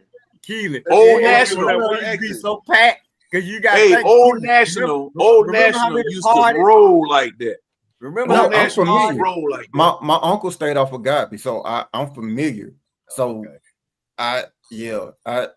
I just never understood the whole double Waffle House thing. They literally across the street. Right. Yeah. That made no Some of They sense. them used right to next roll to each like other on the that. same side of the street. I used to hit the one on not the side by the highway. I used to hit the one on the other side. By the La Quinta. Yeah. Right. Yeah, me too. It was quiet. And over there. welcome, Mr. Tidy Jones. Hey, good evening, gentlemen. How y'all doing? What's up? We all right. And see, hey, I Antonio. used to be up. Did you ever go to that Raggedy Theater on Old National? I did. I went one time. Okay. I figured you went. How Keely. How long did that Target stay open though? Oh, the Target? That shit was open and closed in less than a year. Yeah, because it used to be. I thought it was wait a minute. Was that the discount store at first? No, That was Target. no. You talking about? Okay. You talking about behind the Waffle House? Yeah. That was Target. Richway. Or That was Richway. Richway. Okay. I know people used to walk up out of there with like a whole rack, bro. Now wait a minute. Yeah, that was Richway. They was Is that robbing them. the same? That's the same shopping plaza that Towers, the liquor store in. Yeah, no, that's the one where the movie theater at, where Towers Right. at. He Okay. talking about across the bridge, where the other Waffle House was at, where the Mexican used to be at. That building behind there, that's across the street from the flea market. I got Yep. you. Yeah, Yeah, yeah. Old National was hot back in the 90s, early 2000s. Yeah, man. I don't know. You remember the truck stop, the TA that used to be up there by Jonesboro Road, where the truck wash was. Oh, I remember when I used to drive trucks, bro. I remember you can go in that parking lot. If you was a new driver, bro, and you didn't have shit in your truck yet, no CB, no TV, no antennas, or none of that shit, you could literally get them boys a list in the parking lot and take your 34-hour restart. By the end of the day, them boys done brought you a TV, a Connex CB. They done brought you everything you needed for your truck. Be like, how much? They give you like $30. Them crackheads over there was vicious, bro. It was like that. Yeah, them crackheads over there was vicious. Vicious and shine your tires. So John, Yes. in the pulpit, Dun dun dun. Oh Lord, have mercy. Doors of the church are now open. you yeah, what the expressed hat, some frustration. John? You ain't even got the hat on tonight. I told him he need to go all out with a robe, everything. He need to just go all out, have a whole. I'll pick it back up. Need a Black Panther meeting the way you were dressed last night. So, in terms of your Kirk Cousins rant, did anybody have a perspective on John's pulpit message?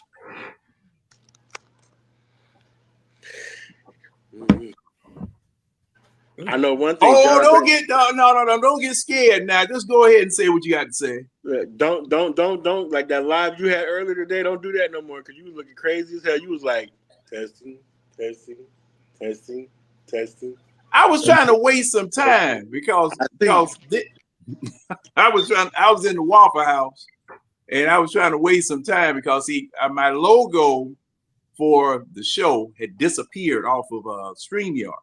I don't know what's going on with StreamYard, but it had disappeared, and I thought the channel was gone too.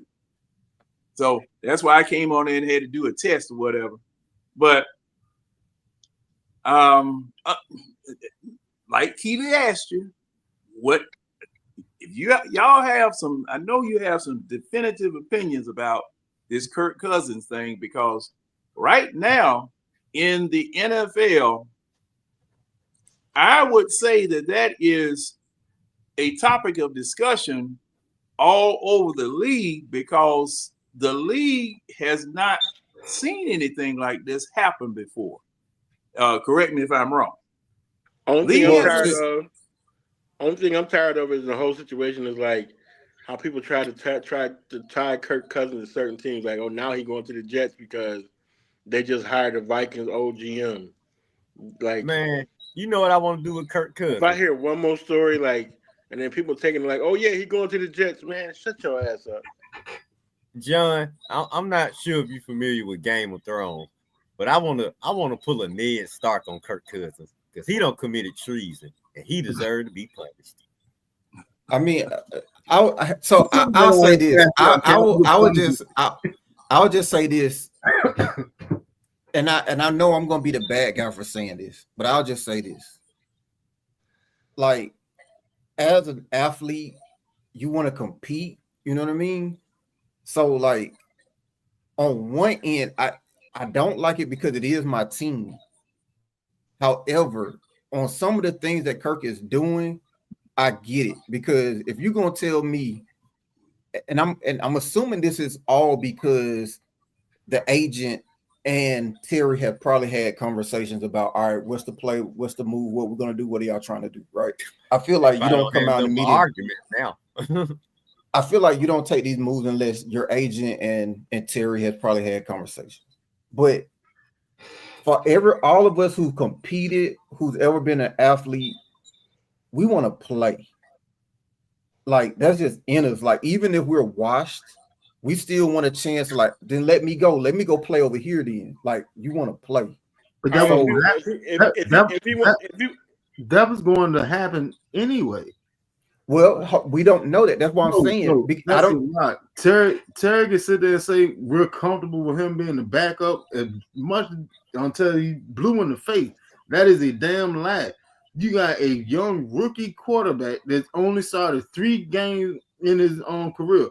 You cannot have a veteran getting paid that much money that's been a starter for the majority of his career, sitting there breathing at his neck. He has to go. I don't think he's assuming that anyone's going to be breathing down his neck. I think they know that the job is Penix. But I'm not so sure that I'm not so sure that that's the message that was relayed to his agent. Of course, I'm not privy to those conversations. They can't talk together anywhere. Not yet. Kirk will have to restructure his contract, period. But I do think he's not under no obligation. He don't have to. He don't have to. Yeah, that's what I'm saying. He probably won't. But that'll be the best thing for the situation. He got traded. I'll put it like this. I think he makes this move because he think it is a possibility that he could still be a Falcon. I think that's the reason you make these drastic moves as far as doing the media thing, because for some reason he believed that it is a possibility that he could be in a Falcon uniform the next year. Ain't no way on God green earth. No, I think what it does is forces Atlanta no longer. Only time Kirk would have been in Atlanta would have been to see his in-law and go eat some Waffle House. Because when Penix's ass hit the field, that was it. That was it. He knew that. Everybody knew that. All he had to do was stay quiet. And as soon as the league year hit, hey, look, I'm trying to go to such and such and such. Let's make it happen. I don't know. I think he forced. I think he forced Terry's hand, but I don't know. He can't force it. He can. No, he just did. He just did. Not really, because in all actuality, Terry could just be a dick and just be like, all right, well, we got to pay you anyway. I'll just make your ass stay here. But that's what he was probably thinking. That's why he forced his hand. He can't force his hand. It's bad. It's bad all the way around. But he can't really, in all actuality, force his hand. Jimmy Butler just forced the Miami Heat hand, right? He can go spend about like $5-10 million, get another veteran backup, have him at number 2, and have Kirk Cousins way down as the emergency quarterback. Jimmy Butler just forced the hand of the Miami Heat, didn't he? NBA did he? NBA team. He did. He caused enough stink to say, all right, then we okay. Raising the stink. Jimmy Butler definitely forced his way up out of there. He did, but that's an NBA team. It applies everywhere. An NFL team got 33 starters. I can bury your ass. I can bury you because technically I have your right for not just this coming season, but the following season. Because if you're on my roster after the 5th day of the start of the year, your $10 million is guaranteed. So technically, I own your right. I can't bury you. Now look, we ain't got time for Terry to be playing games. I don't think Terry is gonna bury him to the detriment of it. I can show you I can be a big ass. I would just bury you on the depth chart. Terry is not in a position to do that though. Not with his job security. He's not in a position to take that position. Terry ain't got time to play no games. He doesn't have that type of equity to pull a move like that. Whatever he do, he gonna have to be. He got to stand 10 toes down, or whatever he do. If he can't trade him, if he cannot trade him, he's not getting nothing for Kirk. If he cut Kirk, he's not getting nothing for Kirk. So the best thing for him to do, since he's been so lackadaisical, is drop his nut. Back a better term, he need to drop his nut. Bury his ass on the depth chart. I think the end of Kirk Cousins' career will be here, sitting there being a scout team quarterback. I think if Terry had the record of Ozzie Newsome, he could drop his nuts. But Terry does not have that type of record to sustain that. That's what I'm saying. You can't play games right now, Winston. We got real business. Like if your job but okay. Well, let me say partner for him, then what are you getting? You're not getting nothing. If you cut him, you're not getting nothing. All you're getting is the ability to spread out the dead cap hit. That's it. So here's what I'm saying. All right. Game, I would bury him. He would lose the rest of the years of his career sitting there being our scout team back quarterback. So you get a Super Bowl ring. So all right. So you think he pulled that move? What do you think Kirk agent gonna start doing? And then he can do. Stop, bro. Man, please. There's nothing he can do. Okay. Now he gonna try to ruin. Kirk will be back on Terry's already useless reputation. Kirk will be right back on Rich Eisen, be back on Good Morning NFL. He'll be on all these other shows. And running his mouth, doing everything he can. And then what happens after that? Arthur Blank then looks at Terry like, shut him the fuck up. I'm gonna kick you. Wait a minute. Couldn't he fine him for conduct detrimental to the team if he said the wrong thing? And that's how you recoup some of the guaranteed money back. See what I'm saying? Man, we ain't got time for these games. Hey. Well, see, Red. Our hands are tied as far as any legal remedy for this. So if he gonna act ass, I'm gonna show you how to act ass. And you start and using Keely's example by Jimmy Butler.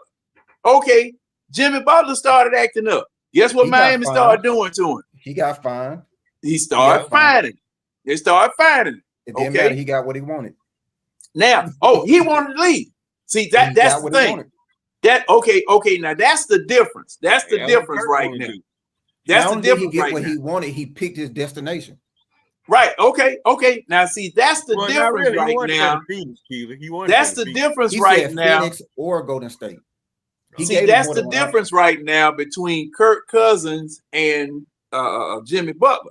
Jimmy Butler wanted to leave, and he had two destinations in mind. We haven't heard, or I haven't heard, and Tidy, have you heard of some place that he want to go and that we holding him back and whatever? No, I hadn't heard anything so far.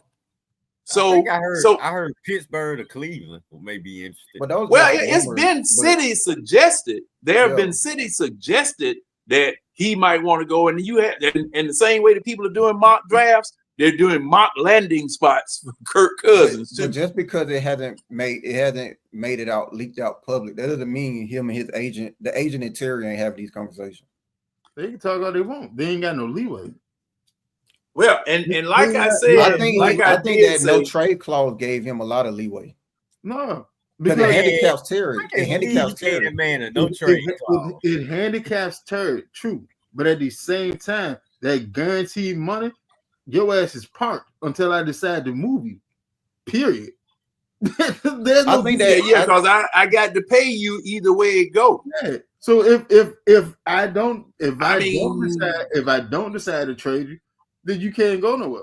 But If I Winston, don't decide to cut you, you can't go nowhere. Winston, You can that move all on. that logic that you're using right now, all the logic you're using right now, like I might as well just park you. I would. Yeah, I do. is that's the reason in which you would go out there and make those statements, because it's very plausible that Terry would say the exact same thing you just said. Well, I might as well just park him. That's exactly why you go on Good Morning America, this and that. See, the thing is, it's going to even talking about he's an athlete, right? And he want to compete, right? We had a hand in this. We messed it up. Matter of fact, Winston, you pointed out this point on draft night when you said we should have did one or the other. We should have went all the way this Put way, the team wrong. or we should have went all the way this way. And this is why teams don't build teams like this. Like this goes back to the jump 2001 when the dumb idea of, well, we're in a rebuild, but we want to win at the same time. Like you have to pick a direction. That's why when teams go get quarterbacks, they either have they go get a bridge quarterback who already knows, look, I'm just here to prepare for the kid and to train this new kid. Like that's typically how it goes. And I understand the circumstances are, I understand how the circumstances played out, but Kirk signed that contract not thinking that his replacement would be drafted to the roster a month later. Mm-hmm. And that piece right there, how we managed this as an organization, contributed to a lot of this BS. Mhm. Because now you got somebody who you just signed. He feels slighted because he was out the loop. He said he was told that they were going to get a quarterback, but he did not. He was not told that they were going to get a replacement in the first round. That was what he said. He said they thought they were going to possibly get a quarterback in like the 5th or 6th round. They did not. He did not sign that contract in March or whatever when it was really signed or whatever. He did not sign that contract knowing that his replacement was coming a month later.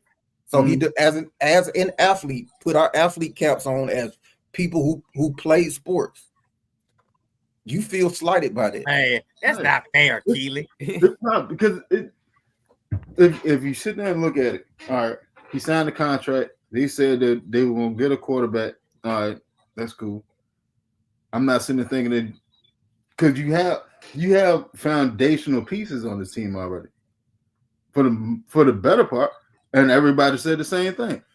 Year before, well, not this past season, but the season beforehand, if only we had a quarterback, we'd have been able to make some noise. So that was supposed to have been the missing piece. All right. Well, if you go do that and you spend that money on a quarterback, you go fill out the rest of the holes in your roster to complement the quarterback. And you just go all in. You make a push. All right. Then you turn around, the very first pick, you go get a goddamn quarterback. And the wild shit is, they just sat down and wrote down Michael Penix's name on the card. They send it up the front. They calling the agent on the other with the other hand, like, hey, look, hey, buddy.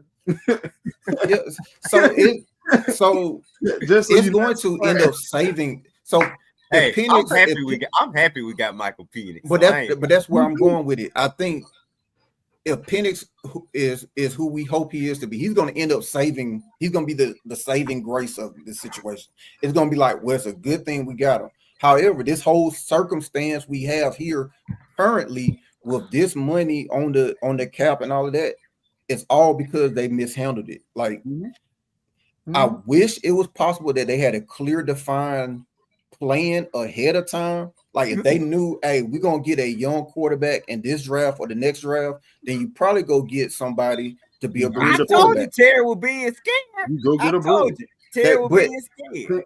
Think about it. Like, all right, think about all the money we guaranteed to Kirk.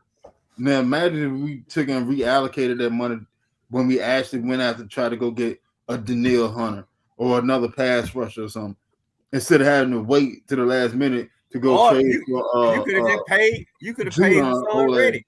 You could have Huh? gave that to her son ready. You could have spent that money. You could have got Reddick and Hunter. I'll just say Money this: that like, we said then spent for Kirk. it could have been reallocated 100 different ways. $90 million for what? 14 games. That's crazy. You paid $90 million for 14 games. That's asinine. I get it. The money could have been reallocated 100 different ways. My only point is this: it's because we didn't have a sound plan from the jump, and I guess the idea at that point was to hedge our bets at the quarterback. But it's an unconventional idea. But there's a reason why it's traditionally hasn't been done that way. So many different ways than giving Kirk Cousins $100 million. That's what I'm saying. I just said it. I understand it because I don't want to get into the weeds about like how the money could have been used. Yeah. I'm just saying that the reason a lot of the current issues are here is because of the indecisiveness of which direction to go. And it started way in the back when they were saying, well, we're going to do two things at the same time. And it's like having two steering wheels in a car. One person want to go left, one go right, and you're not going anywhere, which is why we have been stagnant, in my opinion, for the last 7 years. That's why this quote unquote rebuild has taken so many years, because there's no clear direction. That's what I'm saying. You're trying to do two things at the same time. And that's why Philly took and went to a Super Bowl, rebuilt their team with only 3 people remaining from their damn Super Bowl, and just won another Super Bowl. Philly also got very lucky at the most important position on the field, though. They got very lucky at the most important position on the field. Well, that was real. Why you say that? That was real. They got their franchise quarterback in the second round. Oh, okay. They got an MVP quarterback, caliber quarterback in the second round. Go ahead. Now let me pry into this for a second, because I'm about to hop on the phone. So I said I'm gonna go on StreamYard on my phone real quick. So okay. I see you. Okay. Now I gotta ask this question. Doing all that after from what you guys just said, I gotta ask this question. The injury and the lies told around it, if that had not taken place, would this still be a good move? So here's what I would say. I still think it's a dumb move. I remember. All right, so let's go back to draft night, right? Mm-hmm. And Penix is the pick, and everybody's looking at us like, what the? Like the whole league looking at us like, what? That was dumb as hell because y'all just paid Kirk. And I remember we were the topic of the news outlet, like the Undisputed, the First Take the next morning. And I remember Ryan Clark, who has a relationship with Raheem, he went on, right? And he was the breath of, all right, well, maybe it's not so crazy. I talked to Raheem and this is the explanation. Where everybody else was saying we were dumb as hell for doing that, Ryan Clark was the voice like, I thought it was dumb, but then I had a conversation with Raheem, and this is what it makes sense. Basically, it's hedging your bet at the position. We're going to double down it. And so from that aspect, I still think it's dumb. If it worked, like, dumb ideas can still come out beautiful. Like, people can have the dumbest idea. Like, I'm going to decide to drive my car with my foot today. I can still make it home safe. It was a dumb idea, but it can still work. I still think it was just a dumb idea, which is why most organizations do not handle the quarterback position like that. That's why most teams get a bridge quarterback when they're getting a young quarterback. That was a mistake. He now got the bridge quarterback, because even with the injury, how they handled the injury, if let's say if we did go the Kirk direction, just sold out on Kirk, right? And we get a veteran backup like a Jacoby Brissett in the backup, this and that. Oh, don't scare me, Keely. No, here's what I'm saying. I don't think if Kirk isn't in fear of losing his permanent job, I don't think he tries to play 5 games with an injured shoulder. I think he goes ahead and sit down if he knows he's going to get his job back. Well, see now, Y'all can okay, disagree, okay. but I think the fact that the fact that young boy was sitting right there throwing them lasers, and that he knows that he's the future of the organization, is why he doesn't want to give up the control. Okay. Well, we now, knew that. now from the beginning. I understand. Now, he was the number one guy. Now I understand that. I understand that. However, basically what I'm looking at is the same situation with drafting a quarterback at number 4 when you still had Matt Ryan on the roster and getting a tight end instead. Because see, if you had drafted a quarterback at number 4, that was the future. And remember, Matt Ryan got pissed about the fact that we were trying to get Deshaun Watson while he was still here. And that's why Matt Ryan couldn't stay here. I would say that I think what's different about that scenario is that we literally, like, Matt was at the end of his career, on the tail end. We literally just paid this man 180 for over 4 years to come start. We literally pay him like, you're the new guy. Hey, Kurt, right? You're the new guy, and then a month later, but here's your replacement. Like, you're the new guy, but here's your replacement. Okay, but wasn't the plan? Wasn't? Oh, go ahead, Red. I'm sorry. What were you saying, Red? I said, once we got Penix, shoot, Kurt, it's not even your replacement. You should be gone. You're not even the guy no more. This is the guy. I think where Kurt probably feels slighted is that if he would have knew at the day of signing that y'all were interested in getting and drafting a quarterback this soon, then he probably would have second guessed signing with Atlanta. Like, anytime people are making those type of decisions, you moving your family to the other side of the country and all that, I think they just want full clarity. And I think he probably felt kind of guilt, like y'all might have kind of had this under the vest the whole time, like y'all were interested in taking a quarterback in the first round. I think he kind of feels betrayed. Terry should have just trusted the process, man. I mean, Cousins should have never been on our radar. Cause see, this is the thing that anybody that's playing in the National Football League, from the quarterback all the way down to the backup water boy, punter, or whatever, this is a business. Quarterbacks are sensitive, man. You can't handle quarterbacks.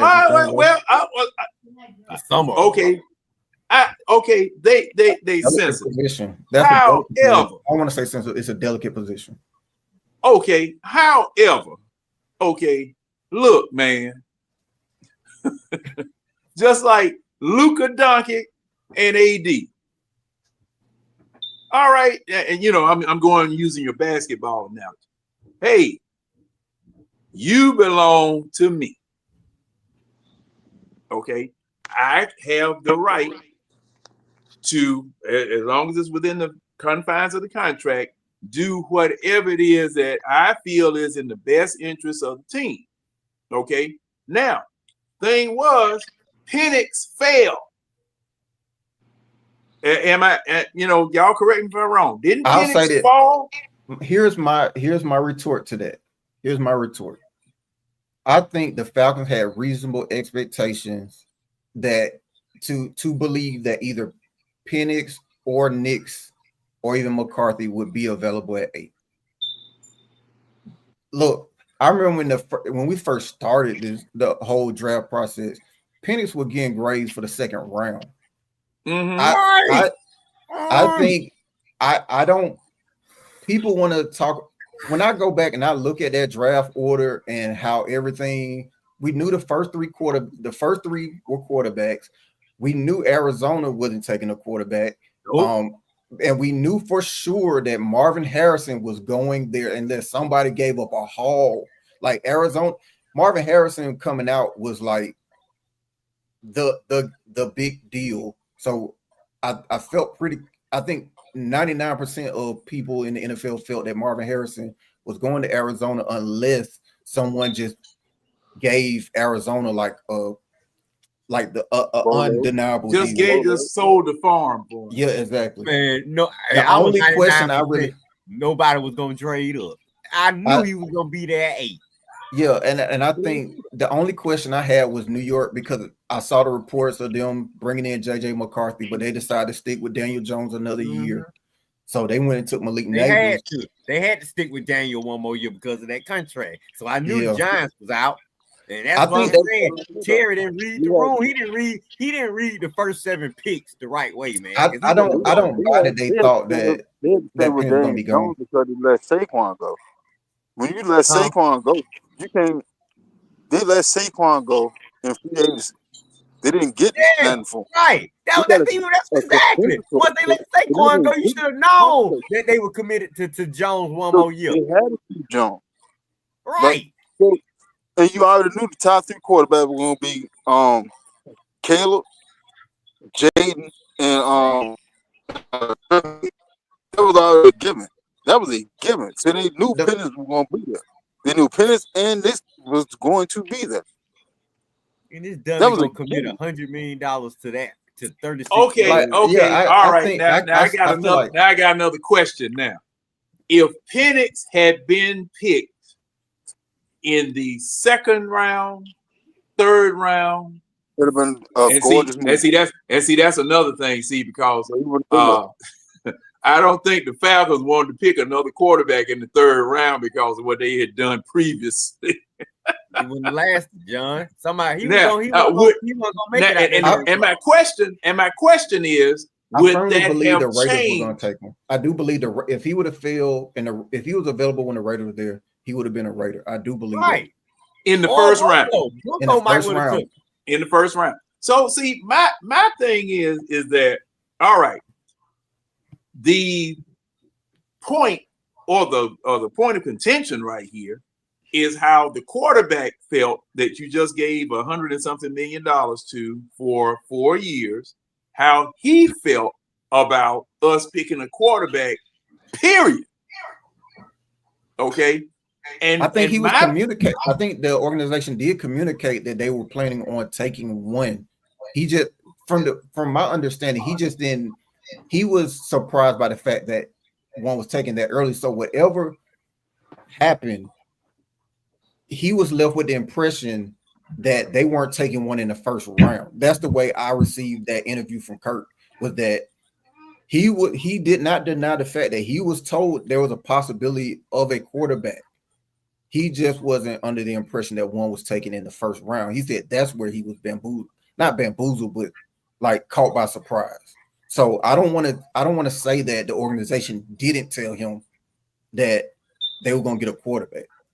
So they treated him exactly like what he was, an older quarterback on a 2-year deal. That's exactly how they treated him. That's what I'm at. That's why I said it sounded like the Matt Ryan situation.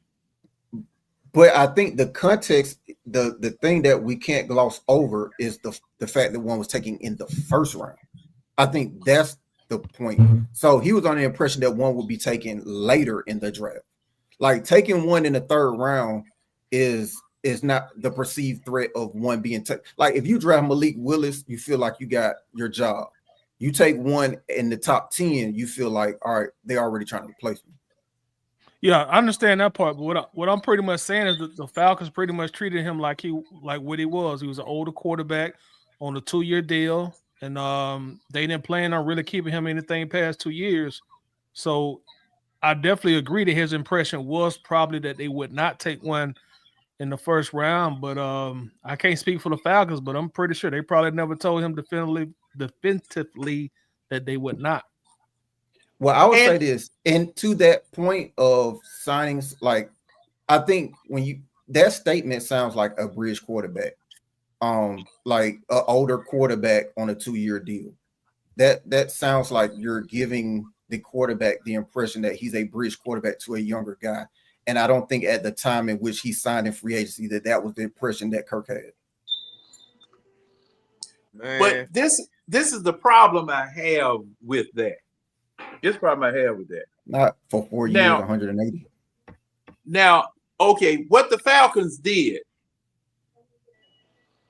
after, and you know, y'all correct me if I'm wrong. This is an impression of what the Falcons did. They bought a succession plan. Instead of it happening generically, they went and bought a succession plan.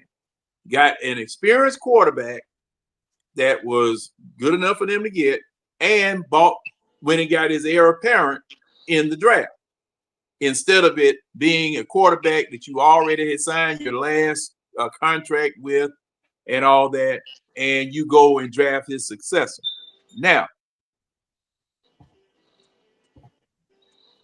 Keely, just like you said, quarterbacks are sensitive. Okay. And James was there for a second, and he dropped off. He probably knocked the plug out the wall or something. At any rate. Trying to cut that red light on. He coming back. I done talked about him, and he coming back. James, what's going on, man? What's going on? Stop me! I hit the wrong button. See. We figured it Trying out. to put that red light on. Y'all thought I was bullshitting. Man, But- the red light on. I'm just a little tired. It's been a long week. Hey, I can understand that, Mo. I can understand. Yeah. But like I was saying, okay, the Falcons went and bought a succession plan. All right. Like I said, it smacks of the same thing with Matt Ryan and Deshaun Watson coming. All right. It smacks of the same thing. All right. I go get a quarterback. I'm gonna pay such and such amount of money, and know it was not gonna be the 200 and something million that Cleveland paid him, but they were gonna pay him a substantial amount to come here, which means Matt Ryan, you can stay with the team because we can afford you too. Okay, we settle with that salary cap money in either way. But because you so sensitive, you got to go someplace else. Find me someplace to go. Treat him right, according to Arthur Blank. Treat him right. All right. So just to be clear, like I would say the one major distinction I would make with that is that the last time Matt got paid was 2018 prior to that. So it's not like we paid Matt and then when he got a successor. I think that's an important distinction. Okay, true. Now, I'm looking at the money side. All right. We are going to be on the hook for the same amount of money for Kirk Cousins even if we do it perfectly. Even if we part ways with Kirk Cousins perfectly, we're going to be on the hook for the same amount of money that we can split up or whatever that we would have been in with Kirk Cousins, Matt Ryan. Same thing, same money. All right. The problem I have with this is that you lied, man. You were hurt. You were hurt beyond what anybody imagined. You doubled down on the lie. You kept lying. Every time we asking you, every time we asking the Falcons, every time we asking whoever, you lied. And it cost us, presumably, supposedly, with all faith in everything that we should have had faith in, you cost us the playoffs. And I'll be the bad guy once again. Again. Go ahead.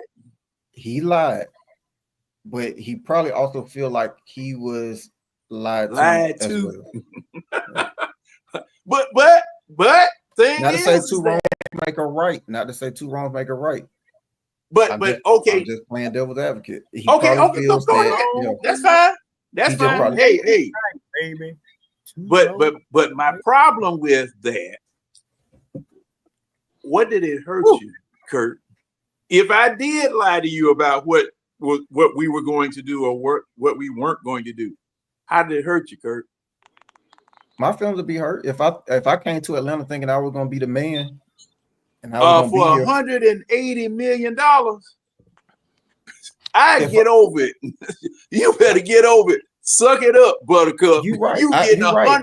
$180 million. That doesn't mean And Keelan, you could still ask for a trade.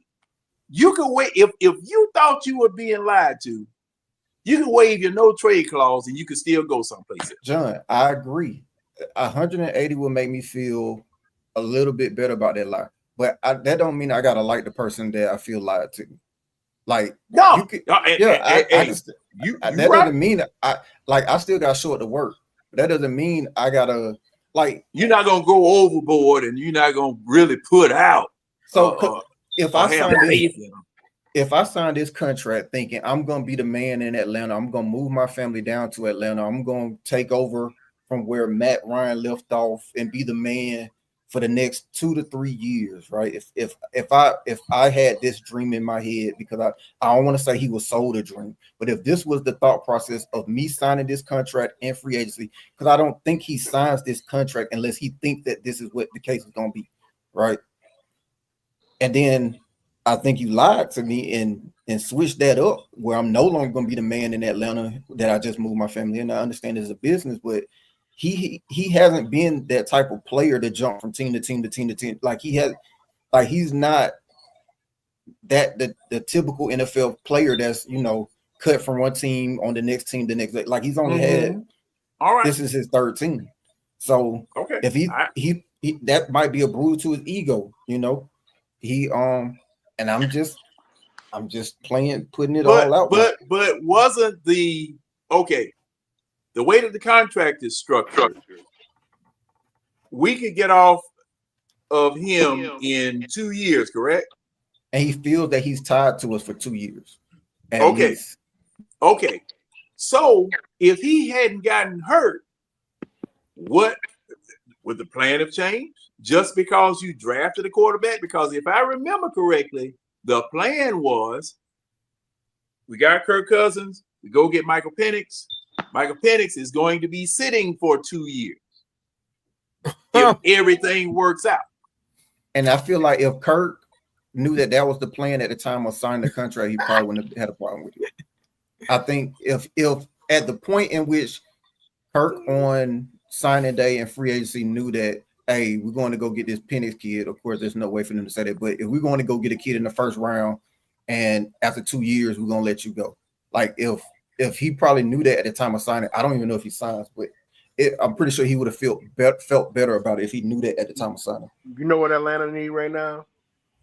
Atlanta needs that Eagles fan lady that was sitting in the stands with that damn voodoo doll stabbing the shit out of Mahomes.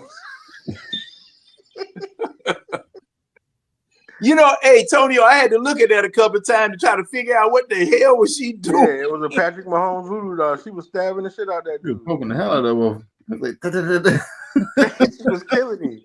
And then Patrick Mahomes' wife's gonna get on there today and talk about like the refs need to be fired because they was out there tackling her husband like an animal. I'm like, girl, sit your ass down somewhere. I'm so sick of her. Seriously. God, I'm so sick of her. They was out there killing him. They was tackling him like he was an animal. He played a barbaric sport. Like, that's what happened. He signed, like, how the hell you think you got all this shit? This big ass house you sit there living in? Because you get tackled like an animal. I'll put it like this. You're expecting logic from somebody that I don't think had displayed a lot of logical statements. If he wasn't tackled like an animal, that's the political views. She wouldn't have a platform. You're right. I think her and his little brother stupid. My bad. And because is that the article that I made the comment that she need to get some insurance? Probably. I know I posted one on. Oh, that was Mahomes' wife. Yep. Oh yeah. That's why I made that comment at. Man, see. Yeah, voodoo doll lady, the MVP though. Matter of fact, Hey, Tonio, they need to make a voodoo doll of her. The Kansas City left tackle is the real MVP. For real? Yeah, that was you need to be mad at right there. That left tackle is the real MVP.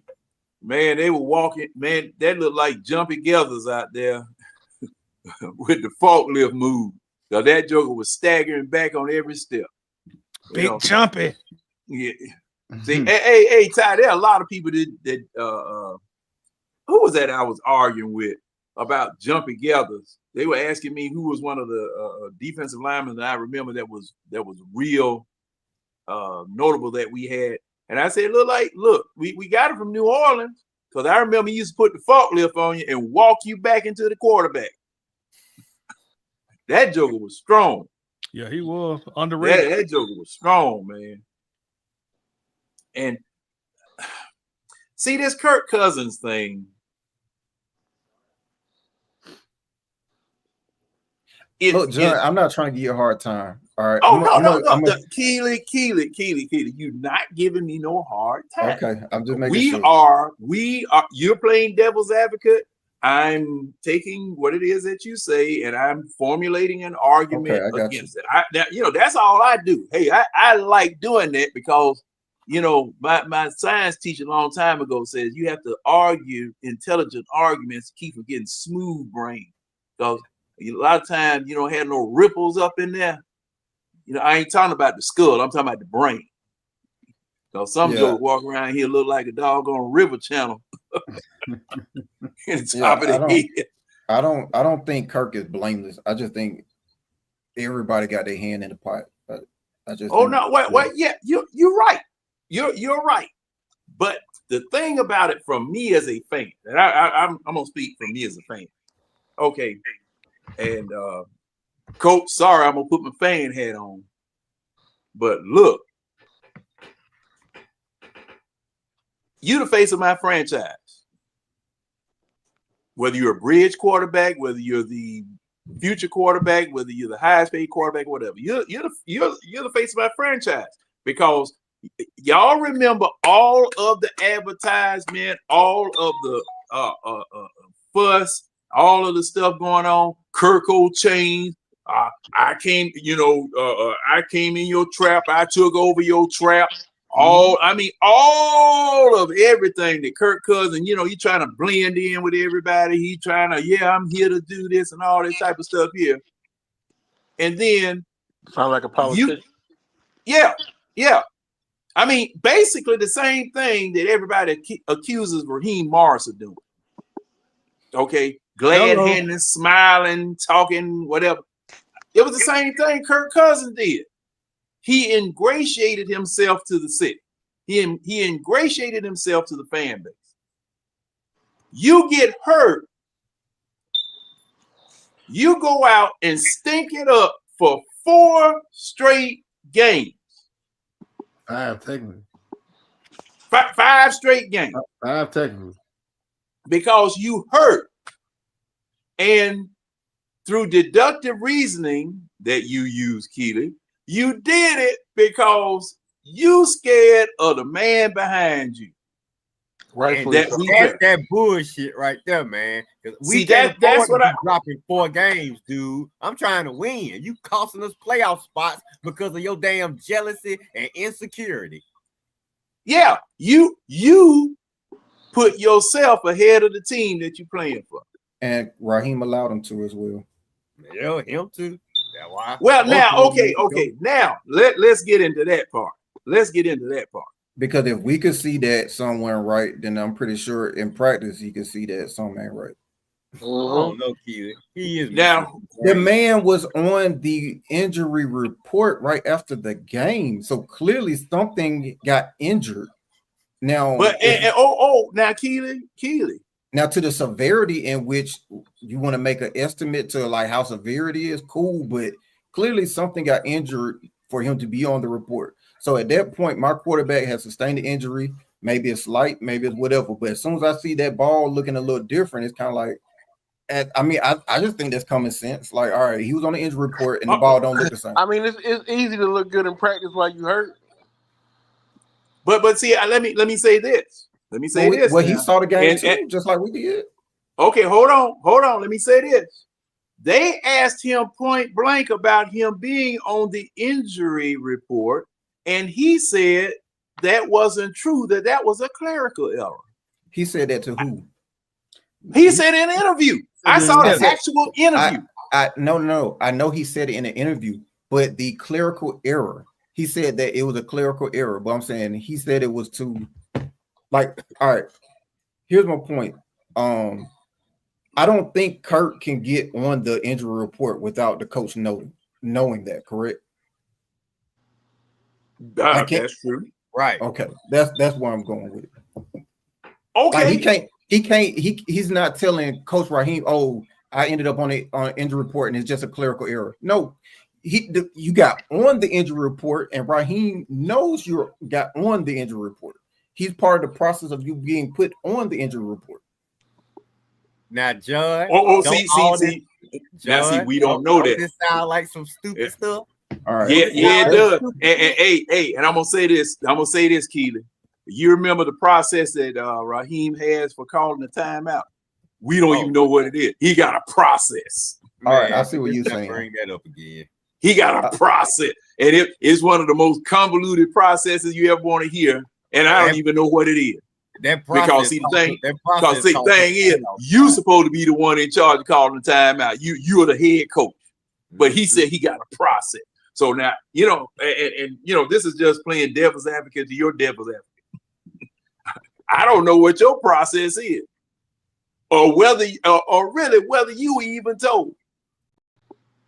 But Kirk Cousins himself came and said that it was a clerical error. No, I am not injured. No, I am not hurt. He also said, doubled down and said, I wish there was something that I could tell you that I'm coming back from, but I'm not coming back from anything. I'm okay. Now, to your point, Keely, I'm going to say this. Your quarterback coach, his assistant, and the offensive coordinator, between you three, wouldn't you think that one of them should have seen something? They decided to let him play through it based on what he was telling like you them. said, John, we got clerical errors and all this going. We got clerical errors and all this shit going around, man. And we already established the coaches are morons. I mean, the coaches are morons. Look at this is the dumbest shit we could ever talk about. Our quarterback knew he was hurt and continued to go out there for a month with all these coaches and all these trainers and experts and doctors and medical folks around, and we missed out on the playoffs. Like you say, the process. We missed out on the playoffs because of clerical errors and processes. I think we missed out on the playoffs because our starting quarterback, whether hurt or whatever was going on with him, his play on the field fell off. Mm-hmm. But he continued to play when he knew going to the rookie was the right move. It was the right team move. But selfishly, question for you, Red. Question for you: if you was the coach and everything played out exactly like it did, what game do you put Kirk Cousins on the bench? The game after. Hold on, let Red quit.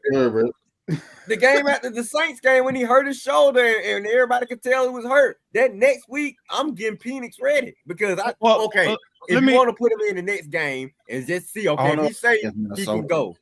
Let me say this, Tidy. If he say he can go the next game, I'll put him back out there. But that next game, when you know for a fact he hurt, no way, that's it. So I gotta say the Broncos game. The Broncos game, he would have been done. So you decided before the Broncos game is what you're saying? I would, if he told me, because remember he lied. He told me he would have told me he's not hurt, and I would have took him at his word. But once I go into the Broncos game and we get blown out 38 or whatever, and I know for without a shadow of a doubt that he's hurt, he's done after that Broncos game. Okay, so you said him at the Chargers game. I guess what a point I guess want to introduce is like, I think at that level of the NFL, especially when you have a veteran who's played as long as Kirk Cousins has played, sometimes you try to see if your guy can play through the injury. If you you if ain't that coming back on the MRI or the X-rays, you don't really know to what extent he's hurt if he's telling you that he's not hurt. So you may be prone to see if he can play through it. And maybe if that was the case, it didn't go as everybody hoped it would go. I'm just throwing that out as an alternate thought. No, I agree with you. I just don't think it should have got to 5 games. Like once, I think the cutoff should have been the Chargers 4 interception game. At that point, clearly, I think that was the most visible display of a loss of velocity and struggle, that Chargers game. At that point, you know something is awry. So coming off of that, so I'm looking up the rules. So in terms of getting on even an injury report for following a game for practice, like the NFL, I'm sitting here reading the rules. It's about full transparency. So everyone, if you appear on that list, everyone is in the loop. And of course, for a game injury report, it has to be reported to the league, has to be reported to the opposing team, it has to be reported to everybody. But to get on that injury report for a practice, that means everyone is in the loop on it. It's not like Kirk can go put himself on that by himself and nobody else know about it. So that says to me that, okay, coaching staff know he got dinged. Now, again, to the severity of it, I get it. Coach want to see how, like, you go into a bye week. Let's see if he can, get healed up. But he knows he got dinged. When I know in my head you got dinged, and I see you throwing 4 interceptions in a game, and I see there's a loss of velocity and there's an issue, I think at that point, like, you can't let it stretch to 5 games at that point. That's just all right, question for you, Keelan. Same scenario. You as Raheem. Ideally, do you want to introduce your rookie who you're trying your best to groom? Do you want to introduce him to the Minnesota Vikings on the road? I don't think it's a want at that point. I think the Chargers game probably leaves you with no options at that point. It's just I think the failure in this is that you probably didn't do enough to prepare your quarterback, and we discussed that before, why that may have been the case. To prepare the kid. But I think if I'm a wise coach, that I would have used that bye week right after Kirk got injured to get the young fella as many reps during the bye week as possible to start prepping him. I agree. But I think it's ideally, you don't want him to face that Brian Flores defense on the road. However, with that being said, I think if it was me, I felt like I wouldn't have had a choice after seeing. Keep in mind, if I'm watching that Vikings game not knowing that Kirk had got injured, that's a different conversation. But watching that Vikings game knowing that he got dinged, I would have had to make the move. Gotcha. Yeah, I think if I was Raheem, no matter what, he can't be on the field that long. I know. I would have. No. Don't get too. I would have expected the young kid to get slaughtered, but I would have chalked it up as, well, go ahead and take your lump so you'll be ready for the next week. Me personally, my opinion, if I don't let it go to that point, I don't put him in Minnesota against that team and that defense. I'll let him go against Vegas, against a pushover. So I'm kind of one game under what Raheem eventually did, and one game past what you saying, Keelan. So we kind of all in the same ballpark a little bit. After the bye week, if Kirk came back, which he did, and looked like shit, that following game, Penix should have started. That's it. I wouldn't even give him that. Penix would have been my guy after the bye week. When he got hurt, then he played what? He played another game, and then we had the bye week. All right. The following game back, if he still looked like ass, which he did, Penix should have been inserted in the next game. That's it. Yeah, I think Penix should have got in the Chargers game because he was already looking like crap, man. I would have had Penix ready to go. I would say, look, I give him the slack because the other games he wasn't turning the ball up. The Chargers game was where he had the mass turnovers. I think at that point when you want to trust your veteran, so I think that's where the trust would have ended for me, is when you're turning the ball over 4 times. Like that turnover in the end of that back of the end zone, that was like, what's going on there? Like that, I don't know where he was looking on that play where it was the interception in the end zone. When something is unexplainable like that, at that point, I have to say, okay, I know my quarterback got hurt a couple weeks ago. He might be lying. Because when the Chargers game was just so out the water, you see what I'm saying? Like the other ones, you just weren't productive. But in this game, you're literally a detriment at this point. Like that's why I think the Chargers game was a linchpin, because the other ones we just weren't productive. But this one, you're literally the reason we're losing. And I know you've been injured, therefore, that's the one. I agree with Winston. Like, yeah, if he's a ballsy coach, he goes ahead and makes the move. Like if he had the foresight to say, okay, I know Minnesota is coming, so let me at least get him a warm-up before that game. But I just think in terms of what Tidy's saying, in terms of the trust aspect, I would have trusted him up until he killed me, and that 4 turnovers in the game. Therefore, you're now hurting me at that point. And something else I wanted to insert.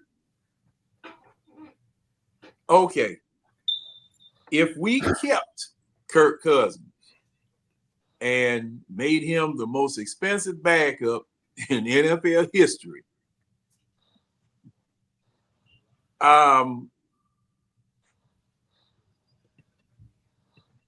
the problem I wouldn't see a problem with Michael Penix being the starter and him being the backup, just for the amount of money that you are going to lose, because that I don't see how there would be any pressure on Michael Penix because of Kirk Cousins backing him up.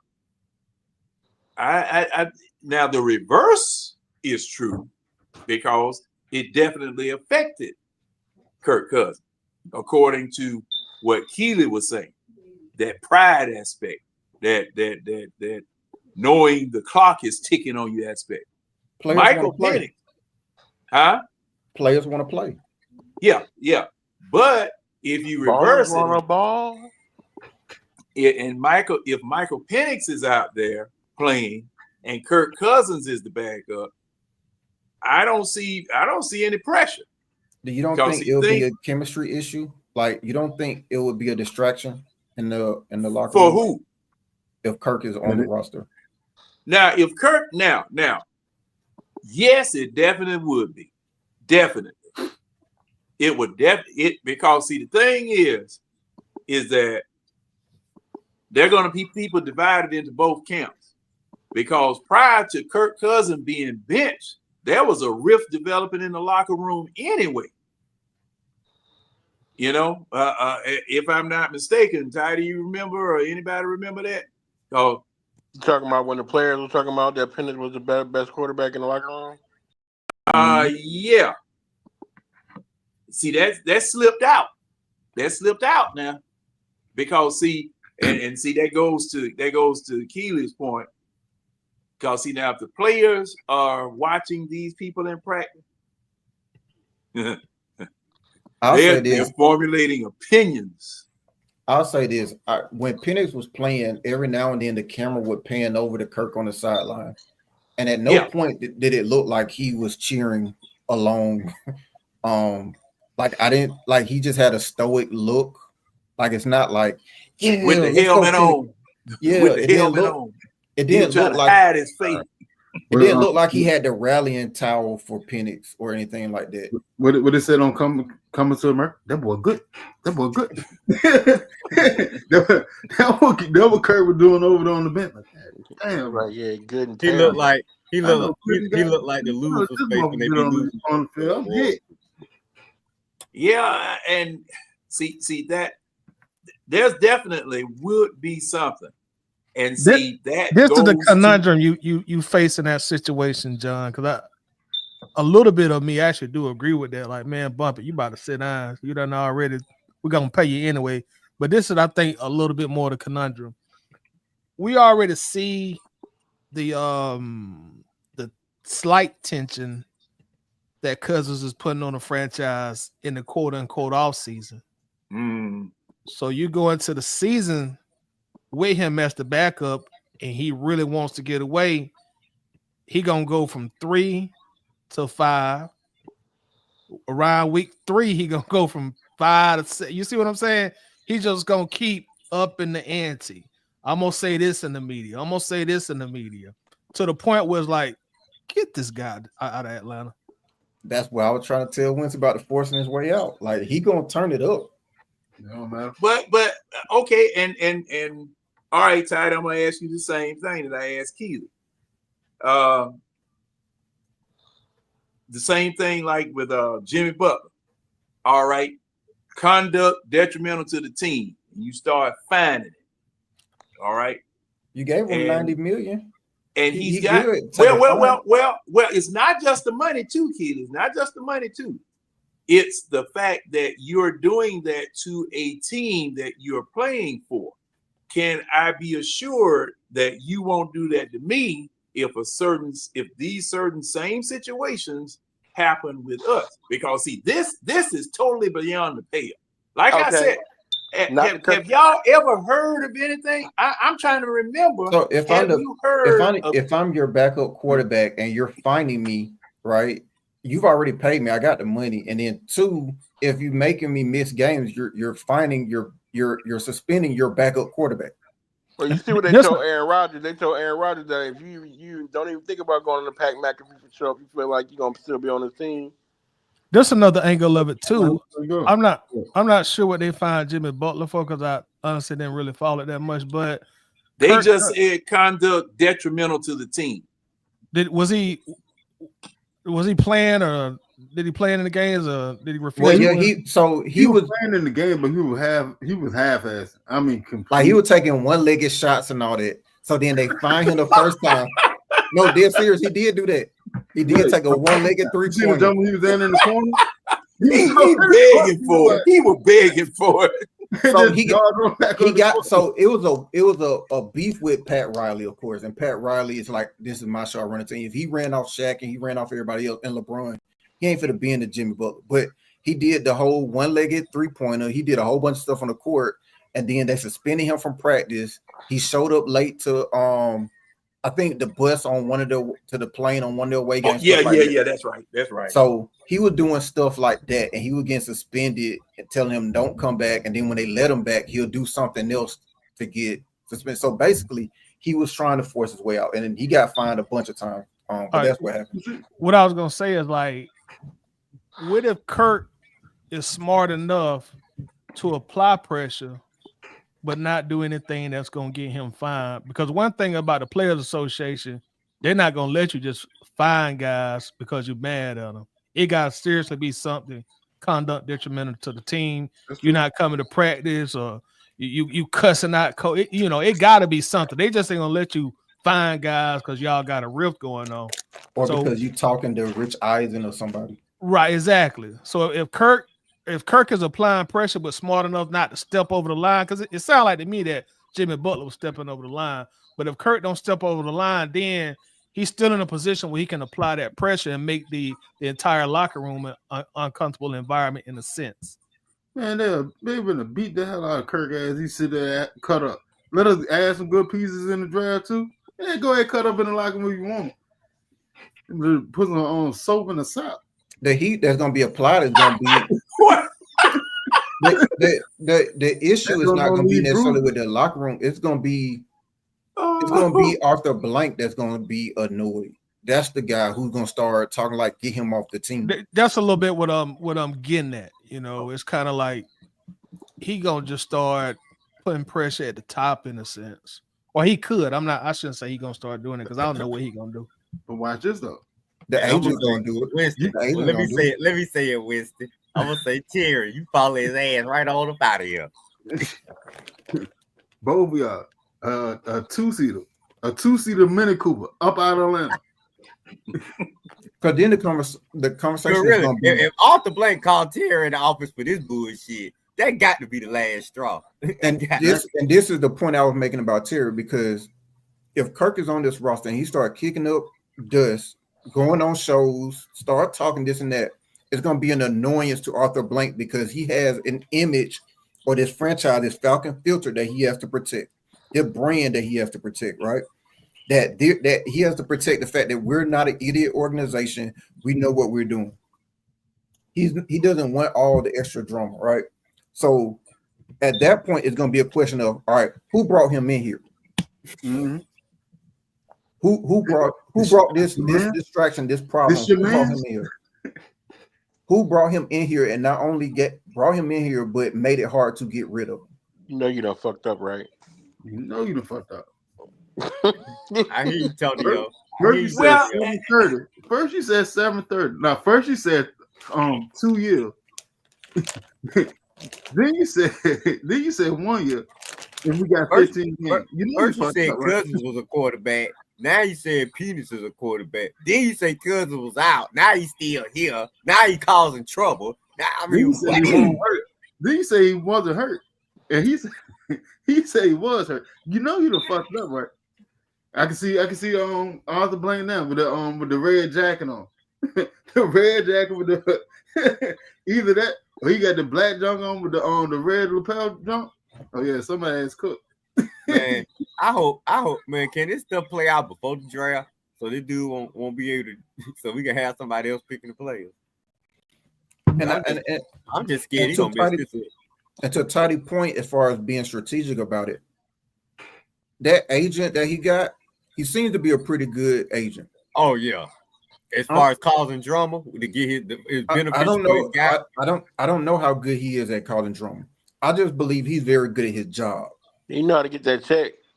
That's what I mean. Causing drama that's beneficial to his guy. He knows how to make money, and I think I'm gonna give his agent the credit to figure out a strategic way that he can get his client paid again. So I think it's not necessarily in terms of what he was talking about as far as like being smart about it, with Kirk not necessarily being the distraction in the locker room. I think the agent would be the agent of chaos in that scenario. I think the agent would be the one that's kicking up dust and pissing off that front office. A brilliant guy. I don't know who he is, but he done got that man paid several times. Man, that dude something. I'm saying this would be my agent right here. I'm surprised most folks ain't with this guy. All you need is some talent. He'll sign you. Well, okay, now addressing Keely's point, his agent may be the agent of chaos and might not be able to, Falcons may or may not be able to touch him. Mike McCartney is his agent. Mike McCartney? McCartney. Oh, okay, yeah, right. Mike McCartney might be an agent of chaos, but remember, Kirk Cousins can't keep his mouth shut. He can't keep his mouth shut. Kirk didn't like talk. I mean, he's already, and see, the thing is, he's already cost us a 5th round draft pick. Now he's gonna cost us potentially $60 million as a cap hit because he can't keep his mouth shut. And thing is that okay, like Tyler was saying, you're increasing and ramping up the pressure on the Falcons.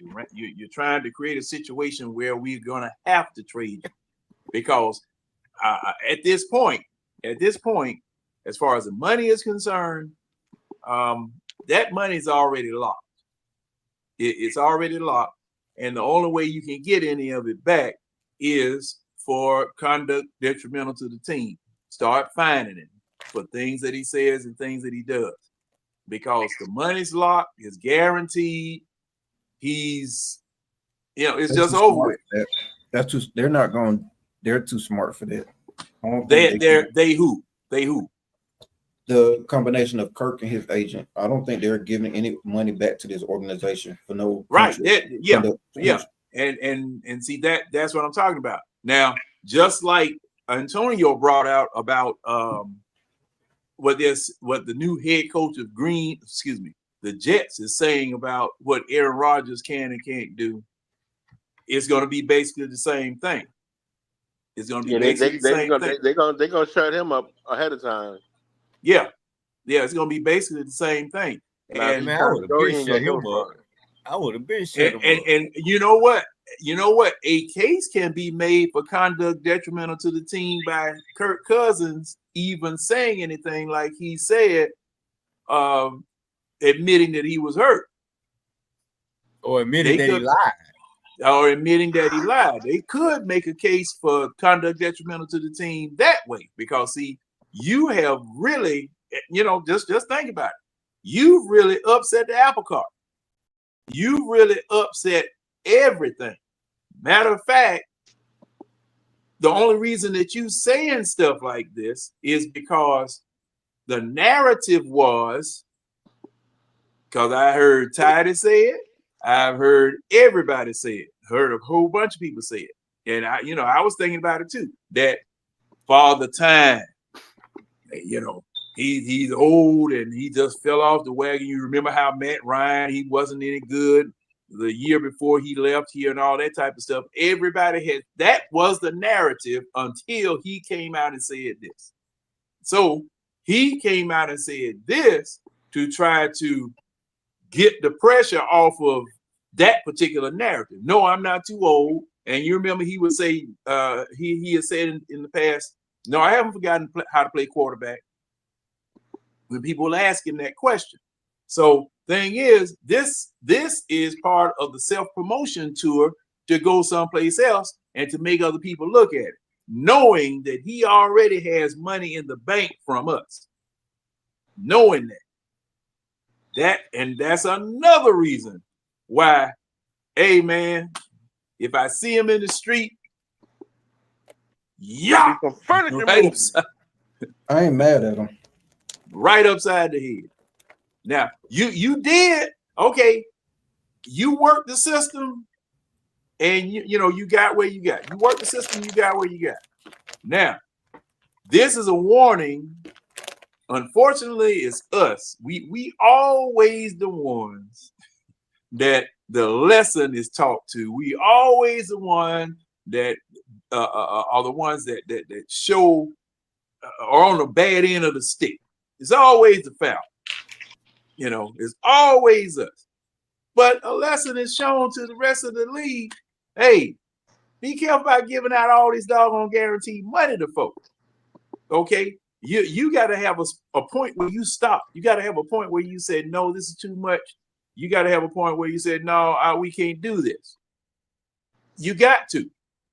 Otherwise, you liable to be drugged behind the doggone car down the street in the dirt by somebody who turns on you. And that's exactly what I'm feeling that this man did. He just turned on the franchise because of the fact that he felt threatened by his inevitable successor, whether it was 2 years, 3 years, 4 years, whatever. Kirk Cousins was not going to get another contract with the Falcons. Wasn't going to get another extension. No matter how long it would have taken, he was not going to get another extension here. And see, that's why I have a problem.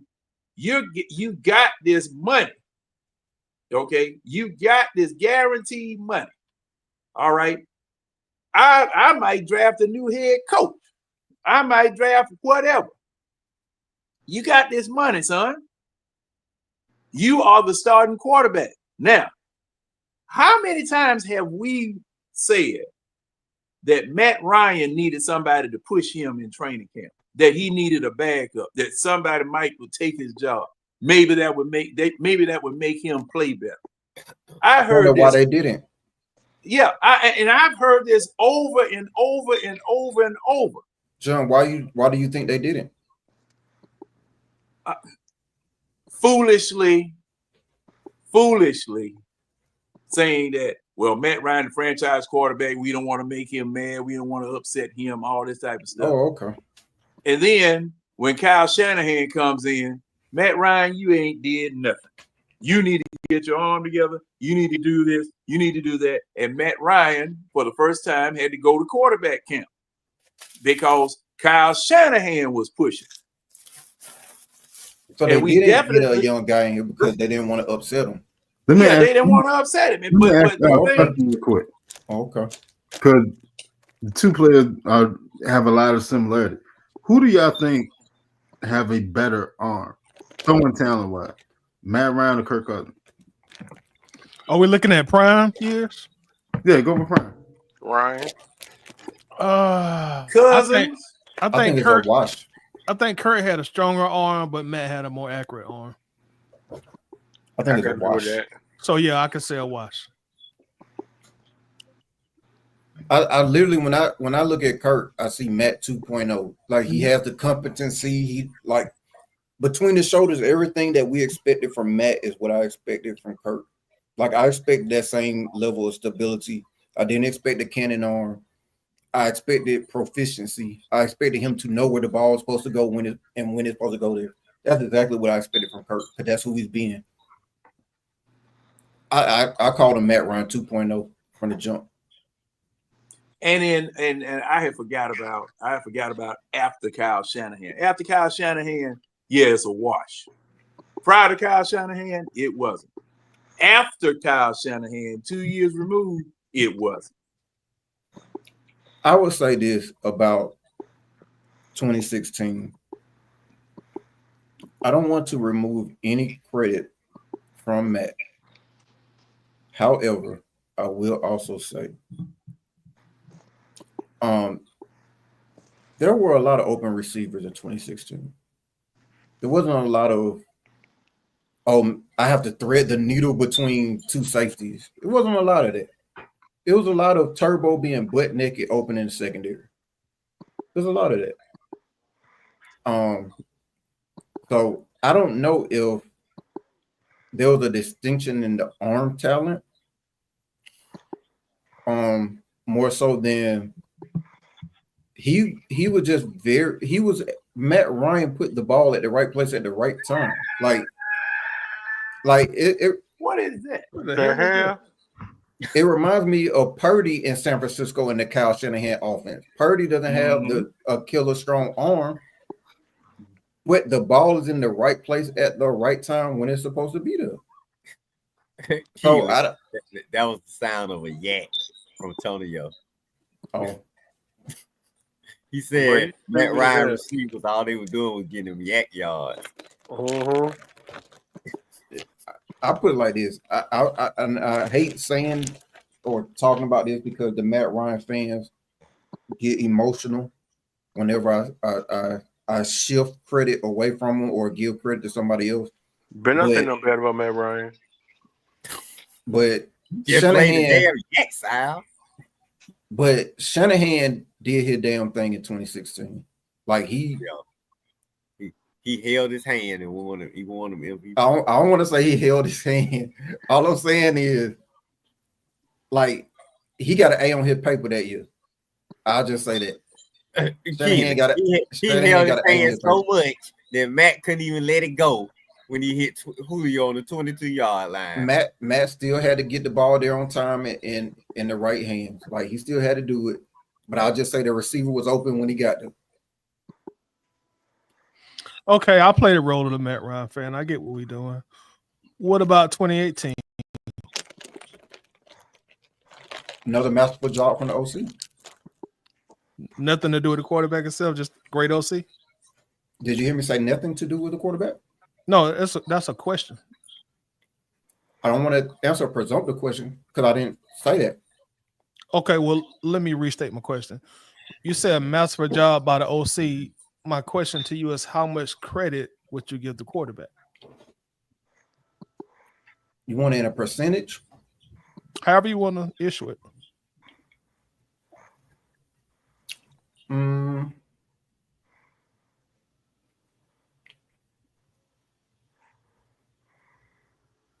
50. Okay, 50% Matt, 50% Sarkisian. Yeah, I think Sarkisian has proven to be an excellent play caller at every stop. I think Kyle Shanahan proved to be an excellent play caller at every stop. And I also look at the years without those two masterful play callers, and I look at Matt production in those years. And it did not reach the level of the production with the two masterful play callers. All right. Well, I'll ask you this. 2012 Matt Ryan. Who would you give the credit to? Is that the OC again? I don't think Matt Ryan 2012 play equates to the level of 2016 or 2018. I would agree with you. And I think you would even agree with me when you say that the 2016, 2018 were both classified as what we commonly refer to now as elite years. So I think they're also what we would say are outliers. Like they're just so far outside the norm. Like if you take the passer rating and QBRs of those 2 years, they're so far above his average or his career average that it's almost as if, all right, it's like Sammy Sosa the year with steroids and then before steroids. can we call 2012 a great year by Matt Ryan? Is that fair? Let's see.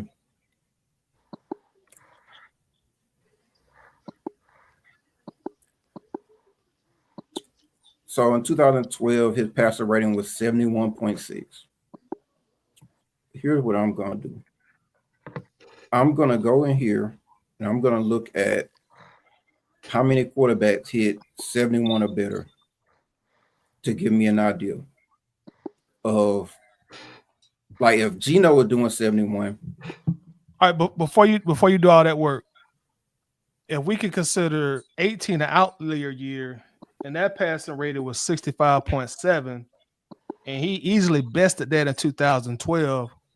Not trying to force my opinion on yours, but I think it would be fair to say that was great, a great year. You Passer rating. You said passer rating 65.7? Yeah. Well, So- no, it was 65.7 in 18, and then 71.6 in 12. So he easily bested that. Okay, so here's what I would say. All right, so his passer rating, the only 2 years in which he crossed 100, right, was 2016 and 2018, right, in terms of passer rating. Okay, right. I was waiting for the confirmation. Oh, yeah, my bad. Yeah. So I would say when you look at the totality of the numbers, like where we at 108 passer rating in 2018, 117 in 2016. We're also looking at what's the TD to interception ratio, looking at 38-7 and 35-7. And then in 2012, we're looking at 32-14. Yeah, I just don't equate that to be the same. I just think those other two are just too far and above and beyond. Right. I've agreed with that, but I'm saying, is it not fair to say 2012 was a great year? We've already said the other two were outlier years or elite years. So can we come down a notch and say 2012 that was a great season? How about this? This is my honest perspective. I would say 2012 is a Pro Bowl year, definitely. And I think 2016 and 2018 is what I would call all pro seasons. Okay. Like, I think those years are like you should be first or second team all pro. The only thing, well, I think Matt was all pro his MVP year. I don't think he made it in 2018, but I think that would be worthy of all pro selection. I would say 2012 is a Pro Bowl year, and the other two were all pro seasons. All right. So who are we giving and this is the question, are we giving the credit to the OC for the Pro Bowl year in 2012? Cutter, you're not gonna like my answer, but I honestly think, and this is I'm telling you as a you're playing the role of a Matt Ryan fan, and I know a Matt Ryan fan is not going to like this answer. I think with the talent that was around him, I think that 2012 team was probably the most loaded team we had. Now, I think people would probably say 2016 offense was better, but I don't think so, because I think in 2012 you're talking about you have an all-pro season from Tony Gonzalez. You have Roddy Steele in his prime before the drop-off, and then you used to have Julio entering his prime, and then you have a Harry Douglas that's coming off with a 1,000-yard season, and you still have I think you still have Ovi. Is Ovi gone? I don't think Harry. Excuse me, but I don't think Harry had 1,000 yards 2011. That came later in his career. Okay, 2013. So you have a receiver. You have a fourth option that's capable of having a 1,000-yard season. That fair? That's fair. Okay. So I just think I look at it like, and I'm not trying, I don't want nobody to slight me. I'm not trying to say they're the greatest show, anywhere close to the greatest show on turf. I just think it was a very loaded team. It's kind of like Ken Dorsey at Miami, more so, whereas not to say Ken Dorsey is an elite quarterback, but he had an embarrassment of riches around him. So the production was going to look really good. And that would be the most impressive year to me for Matt was 2018, because he didn't have the riches of talent around him like he did in 2016 and 2012. So that would be my answer to 2012. I just think that was probably, to me, the most loaded offense we had, in my opinion, in terms of talent. It's definitely one of them. I would say 16, because you had players everywhere on that offense. Yeah, Julio, I think with 2016, Julio just had unbelievable season. I just think you couldn't leave anyone in any type of one-on-one coverage on that 2012 team in that receiving court, and then you still had Quiz and Turner to give you a rushing game that had to be at least respected to keep defenses honest. But even if you just aired the ball out all day, I just think that's an embarrassment of riches in terms of an all-pro tight end or a Hall of Famer still having an all-pro season, and then having Julio on one side, Roddy on another, Harry Douglas. Yeah, I just think that was too much. Harry Douglas, you don't think he was just slightly above average? Because that's my opinion of him.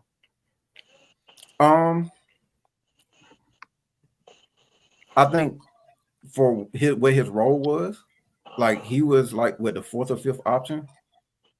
I mean, he's probably the best fifth option. Like, for example, I'm probably gonna get in even more trouble. Like Pitts this year.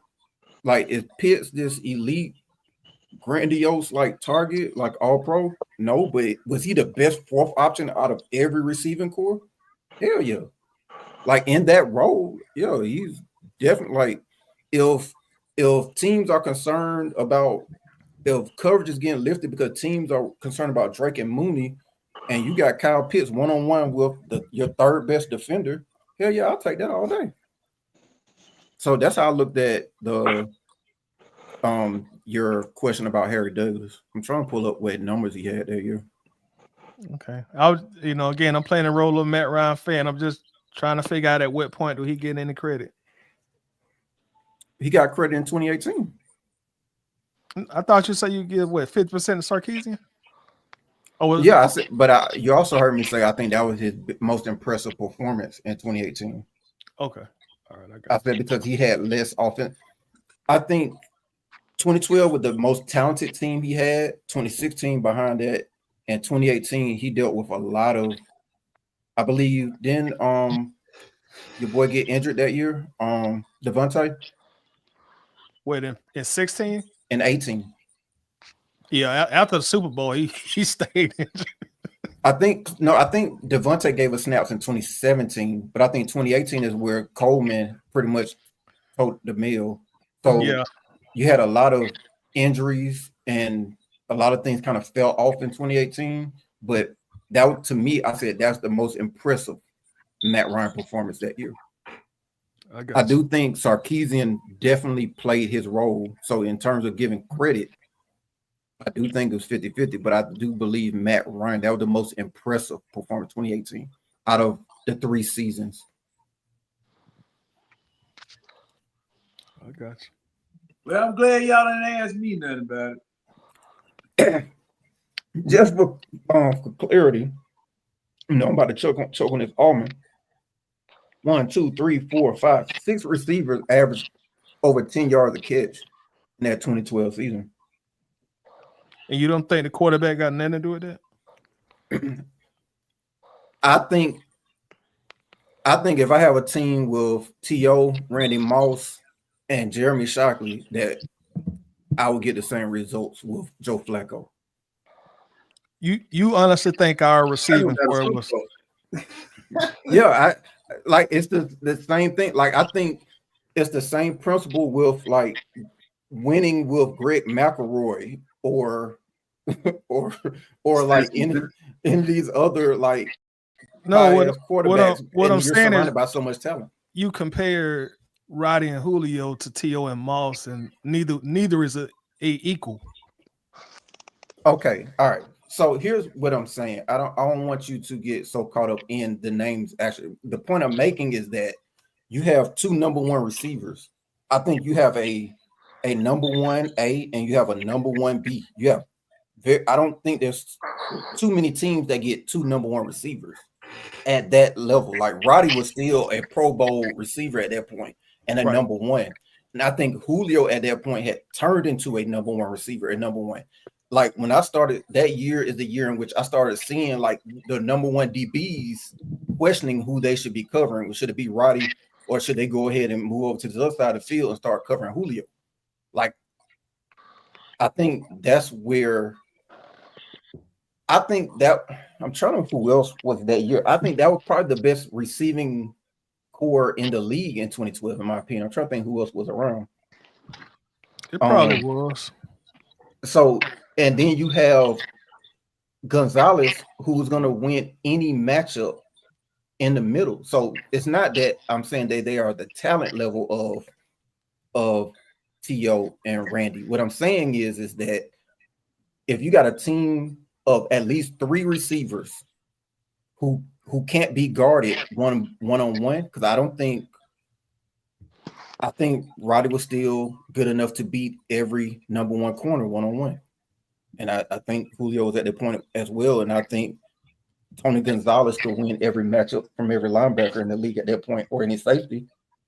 So I think you just have an embarrassment of riches is the point I'm making. Okay. So you're saying he was overloaded with talent. Yeah, that's why I brought in the Greg McElroy example and the Ken Dorsey. Whereas I just think you could have substituted Matt and still won the same amount of games with a Joe Flacco. Flacco did win a Super Bowl. He balled out that whole playoff. Yeah, and he didn't have Julio and Roddy White. Yeah, he had the opposite version of him on the other side of the field though. So it just depends on what you think is more important, defense or offense. Yeah, and to his credit, that wasn't the best version of that defense that year. And to his credit, on his side of the ball, he had on that playoff run, 12 touchdowns to 0 interceptions. It was something like that. I think he had some kind of record going at that point in time. So even though he had Ray Lewis in his very last year as a pro and Ed Reed in his last year as a Raven, they weren't the catalyst for that playoff run.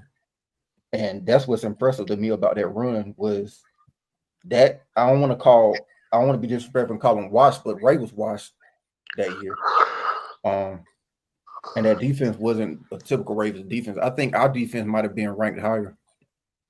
I'm trying to remember who were the receivers on that Ravens team. Was it Anquan Boldin or somebody else? Was it Yancey Pinkpen? Who? I think you had Jacoby, who's the kick returner. You might have had Anquan too. Was Steve Smith there? No, because Steve Smith doesn't have a ring. No, Steve Smith came after Anquan Boldin. That returner was there. It was another receiver there. It was just that defense. Star work for somebody. It was Anquan Boldin, I'm looking it up. Torrey Smith. I know Torrey Smith. No. I remember Jacoby Jones. That's the kick returner. Yeah. And that was pretty much it. So Anquan Bolden, Torrey Smith, you had Dennis Pitter at tight end, and Jacoby Jones. Yeah, and Joe Flacco won with that, and Matt Anquan, Conway. Yeah, and nobody had 1,000 yards that year. Had to run the rock. Called Jamal Lewis was running back, wasn't it? Ray Rice. Ray Rice. Oh, not that year, John. You talking about the second ring? Oh, second ring. Oh, Ray Rice. Jamal Lewis was like 2000. 2001. Oh, I mean, okay. Jamal Lewis. Oh, Jamal came straight in. Jamal Got there, a ring. And I think he had the 2000 year like 2 years after they won the ring. Like 1 or 2 years after they won. Yeah. It was Well, see, now this conversation is tidy. This is what I got to argue with Mark Zeno about. Oh Lord. Because he had about a 5-minute rant talking about that quarterbacks make receivers. And my retort to that was it's a symbiotic relationship. It's symbiosis because those receivers make quarterbacks too now. No matter how high on the totem pole you want to rank them, how many yards they have, their athletic abilities, whatever, it's a symbiotic relationship. And Matt Ryan, and I definitely got to go here. Back in 2012, Matt Ryan was throwing some of the worst junk at Roddy White that he could catch. I mean, it was just like I was looking at that movie Major League, and Charlie Sheen was out there. No, not Charlie Sheen, but the old pitcher. When he came up to the pitcher mound, said, "Skipper, I done thrown every piece of junk I can across the plate. I ain't got it no more." He said, "All right, I'm gonna bring Vaughn in and we gonna end this game." Because Roddy White was stretching, reaching, going in the dirt, reaching above his head. I said, man, Phil Necro knuckleball wasn't dancing around the field like Matt Ryan's passes were. I will say this: he did have 14 interceptions, which was the most he had. No, that was his career high was. I was gonna say that was the most he had in his career. What you laughing at, Red? 2009. I'm laughing at you, man. Talking about all them acrobatics the receivers had to do. See, and you know, people. That's said, crazy. You have that much talent, and you still. That's crazy to have that kind of interception total with that much talent in receiving core. Not really, because you got to take into consideration the passing attempts too. When you look at his TD percentage, it probably was close to some of the better of his career that year. Yeah, and it was the same thing. Now, a lot of people were saying that Michael Jenkins. Do y'all remember? It was in that Green Bay game in 2010 when Michael Jenkins was still here. Matt Ryan threw him a pass in the right corner of the end zone. Michael Jenkins had leaned so far back. Michael Jenkins had leaned so far back trying to catch that ball. I thought Fat Joe was out there. Remember, niggas don't dance, just pull the pants and do the rock away. I would say I don't think he had elite placement in his career. I think he got better as the years went on, but I think Matt was still relatively young because keep in mind those first couple of years in the Malarkey, they didn't ask him to do like to just sit there and air it out. Like he didn't really start doing that till Cutter got there. That was like, all right, now we're not gonna be so reliant on Michael Turner. Those first couple of years, it was very Michael Turner heavy. Definitely. Because Turner had how many carries did Michael Turner that first or that second year? Yeah, I think he was leading. his He was first year. leading the league in carries one of those I years. think he had like Man. 373, like his first year. It was a lot. Cause they had like over Let me about look But- up Michael Turner because But that was the thing. Michael Turner gave Matt Ryan the opportunity to develop, like to figure it out. Like he didn't have to be that whole aired out quarterback. He didn't cross 600 attempts until 2012. I still don't think with the talent he had that he should have came up with 14 interceptions. Because if you got Julio and Roddy, bro, like yeah, that first year he carried 376 times for 1,600, 373. almost 1,700 yards, and then The in next year he got hurt. 2010 it was And he came back. 334 for 1,371. Look at this. Good God, Look. and wondering why they couldn't get nothing for him. Look, in 5 years, in 5 years of him being in Atlanta, Michael Turner carried the ball 1,639 times. That's crazy. Good. He ran that man to the ground. probably had almost 10,000 yards. Too. yeah, but what I was gonna say to my point, I think that helped Matt though. 7,300. It helped Matt. It gave him time to develop. But he didn't have to air it out until 2012 when Dirk could have got it.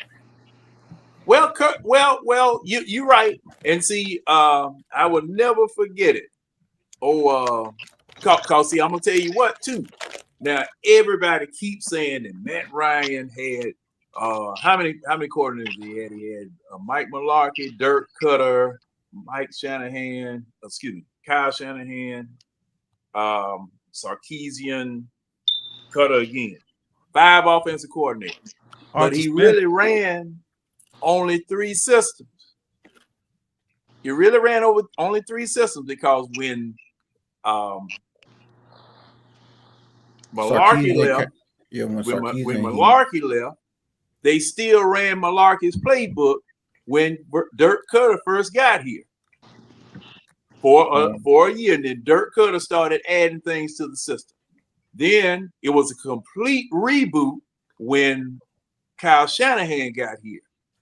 When Kyle Shanahan left, they had Sarkisian running the playbook that Shanahan left.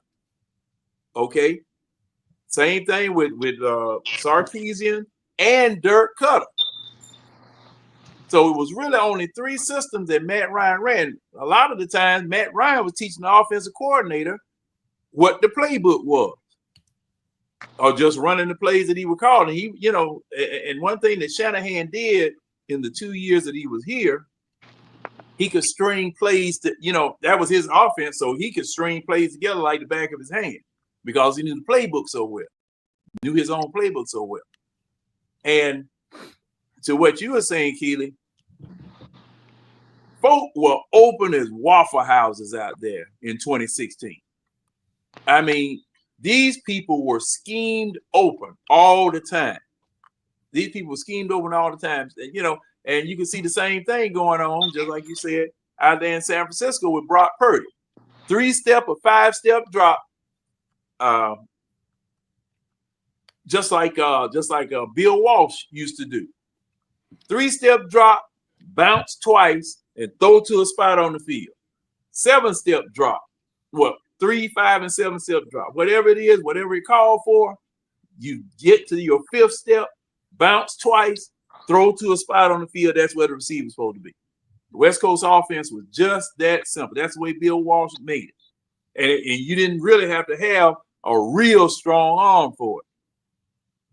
And Kurt, when Matt Ryan finally went to quarterback camp, you could see the pop on that ball in 2016. He had some pop compared to what he used to do. He had some pop on that ball in 2016. And plus the fact Matt Ryan's passer rating increased at least 20-something points between 2015 and 2016. And Matt Ryan himself said, hey, he pushed me. He pushed me. He made me better than what I was. It went up almost 30. Was it 30? Almost 30. It was 89 to 117. Yeah. I mean, look, You can't now Matt Ryan, by virtue of him being the person throwing the ball, yes, he was responsible for his increase. But never discount the power of the foot being in somebody behind. Never discount that.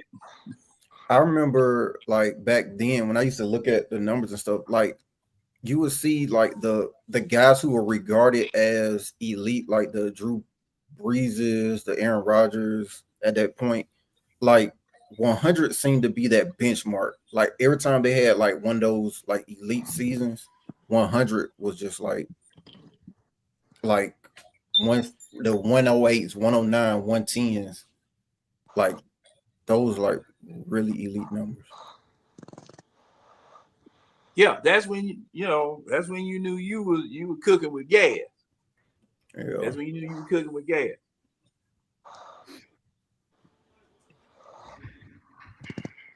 Wait a minute. Did James sleep? That's what I thought. I thought. Or is Antonio sleep? That's Antonio. I'm up. I'm up still. Y'all both answered at the same time. One of y'all asked to sleep. No, I was on. Actually, I was on mute because I was actually watching something, and I was on mute. I don't know. How do you fell asleep on the speak out? I can't. No. I can't. No, I had my mic muted. I got 17 kills. I know I ain't sleep. I wasn't asleep at all. I promise You was up there making sleeping noises. So one of y'all was. One game. James was on mute. James, they always trying to blame the big niggas. Yeah, that's true. You right about that, Tonyo. Let's just agree to disagree. Wait a minute. Well, okay, wait a minute. What y'all talking about big? Oh, okay. Now, what? How big do you have to be big? Big enough. Bigger than small.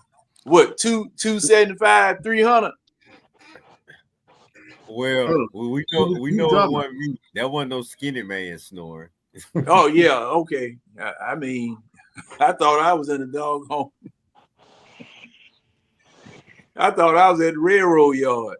Good grief, man! It's lightning like hell out here. Hey, Jane, they're the same dudes that sit there and fart and blame it on somebody else. Yeah, that's true. When you fart in the elevator with other people, everybody. Told you, everybody, all y'all stinking. Oh man! John, it's thundering over here where I'm at. Oh, that I just had one right there, man. It's lightning. Shoot. Keely, you local? I'm in Brookhaven. Oh, it hasn't made it over there. It ain't made it over. It's coming. Something coming your way, Keely, because it's You're getting rainstorm down now. I got a thunderstorm raging over here. It's been raining the last couple of days. Yeah, we just had a snowstorm. When? Yesterday. It been snowing all up the East Coast. We got 6 inches. We got 6 inches, and then that turned to sleet. Or it turned to sleet. It sleeted for like 3-4 hours. They have Storm Ileana. Dark, it turned to rain. They have Storm Ileana going through the Northeast. They've been raining. Okay. All day, I didn't know.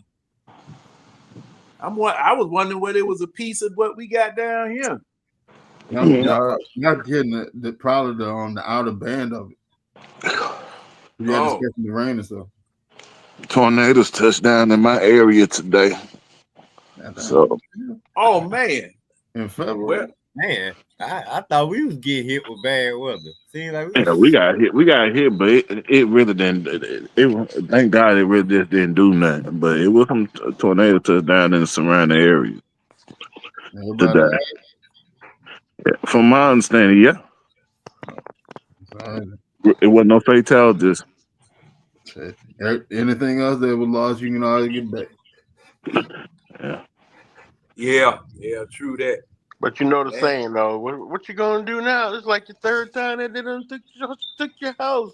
What you gonna do now? We're gonna rebuild. That's right. We gonna. I ain't got nowhere to go. I'm I'm rebuilding right here.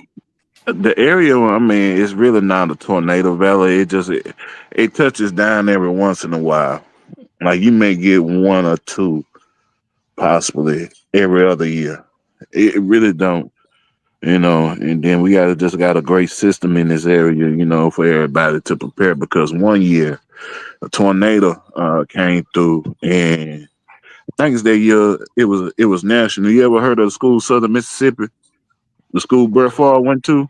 Yeah. Yeah. That's the city that I live in, and that was that year. Yeah, Hattiesburg, and that was the year that the tornado tore through Southern Miss.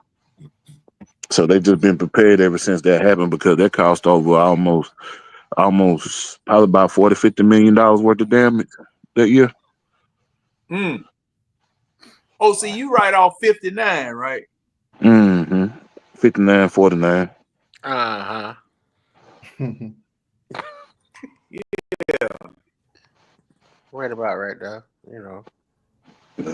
Oh no, that would a crook in the road. When I go to Houston, that's what I take. I take 20 and pick up 59 in Birmingham, and then split off in Meridian, and then boogity book on down the way. Boogity book. Right. Man, it's thundering like hell over here. Well, I don't. The phone ain't plugged in the wall, so I ain't know. But oh man. Well, we got any new business we need to talk about? No. I wanted to ask Keeler one on something. What you say about that Michael Penix thing? I know we don't like to go back and go backward. Oh, I just didn't hear that talk about what you want to talk about. First and second part. What you say about Michael Penix at 20 or something like that? I ain't hear that.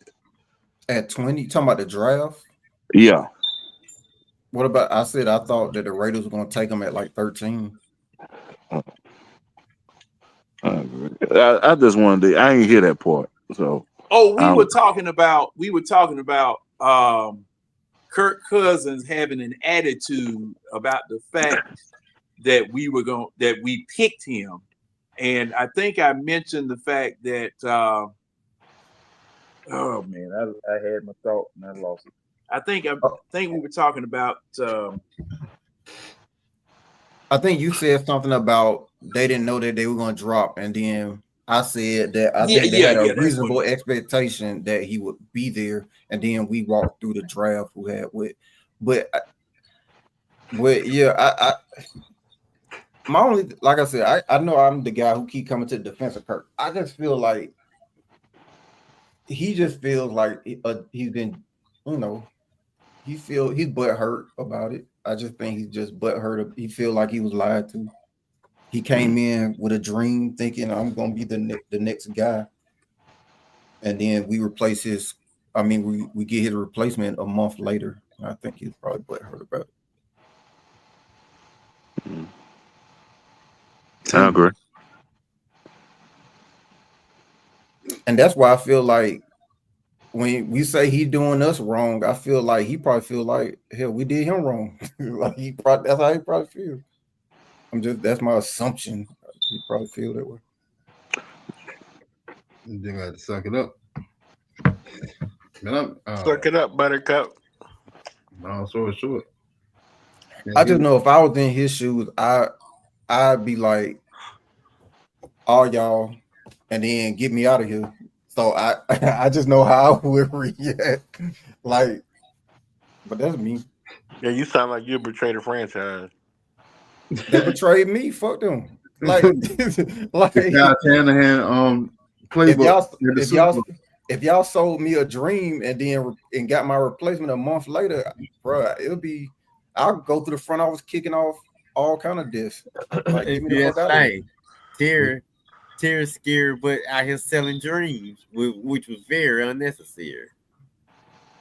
But to be fair, nigga Red got bars. To be fair, I would say this. That's kind of what you do in the recruiting process. Like if you go into a living room recruiting a kid to your college or recruiting a free agent to your team, you do kind of sell them a dream. Like that's part of the recruiting process. I have a dream. Yes. However,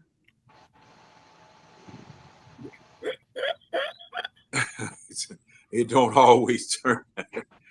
Cause see, But like but don't I kill always my tell you dream about. before I take a snap, though. That's my point. Don't kill my dream before I even take a snap. Like a month after y'all just told me the dream, Okay, y'all went okay. and Now got my this is the replacement. thing. Tell us What how you was really feel. Tell us how you really feel. what was? See, this is the thing. What was the dream? What was the dream? Based upon the contract and the fact that you're asking me what receivers I want This and is who do some I of the want, craziest stuff I ever heard in my life. based upon the contract and the fact that you're asking me what receivers I want and who else do I want to come, I'm thinking y'all at least committed to me for 2 years. Like We are. We were. We were. there you go. There you go. would. Word. All right. But not Hold now. on, John. You were for a month. You were No, for 1 no, month. wait a minute. We went and got you what you wanted. No, I Didn't didn't we? ask. No, if I'm Kirk, I did not ask Well, for a no, you quarterback in the didn't, first John, round. because you was No, on no, the no, helicopter. no. We those receivers that you wanted. Didn't we go get those for you? I didn't ask for a quarterback in the first round. No. That's extra. That we not gonna charge you for that. Okay. That's Look, free. John, right Well, after you that's- signed him, you was on the helicopter plane to Seattle. Yeah, Looking for the guy that you look. really wanted. Yeah, cause see the thing But is, you're not gonna and be. Red, that's a good point because that would make me believe that y'all had this plan when y'all were talking to me.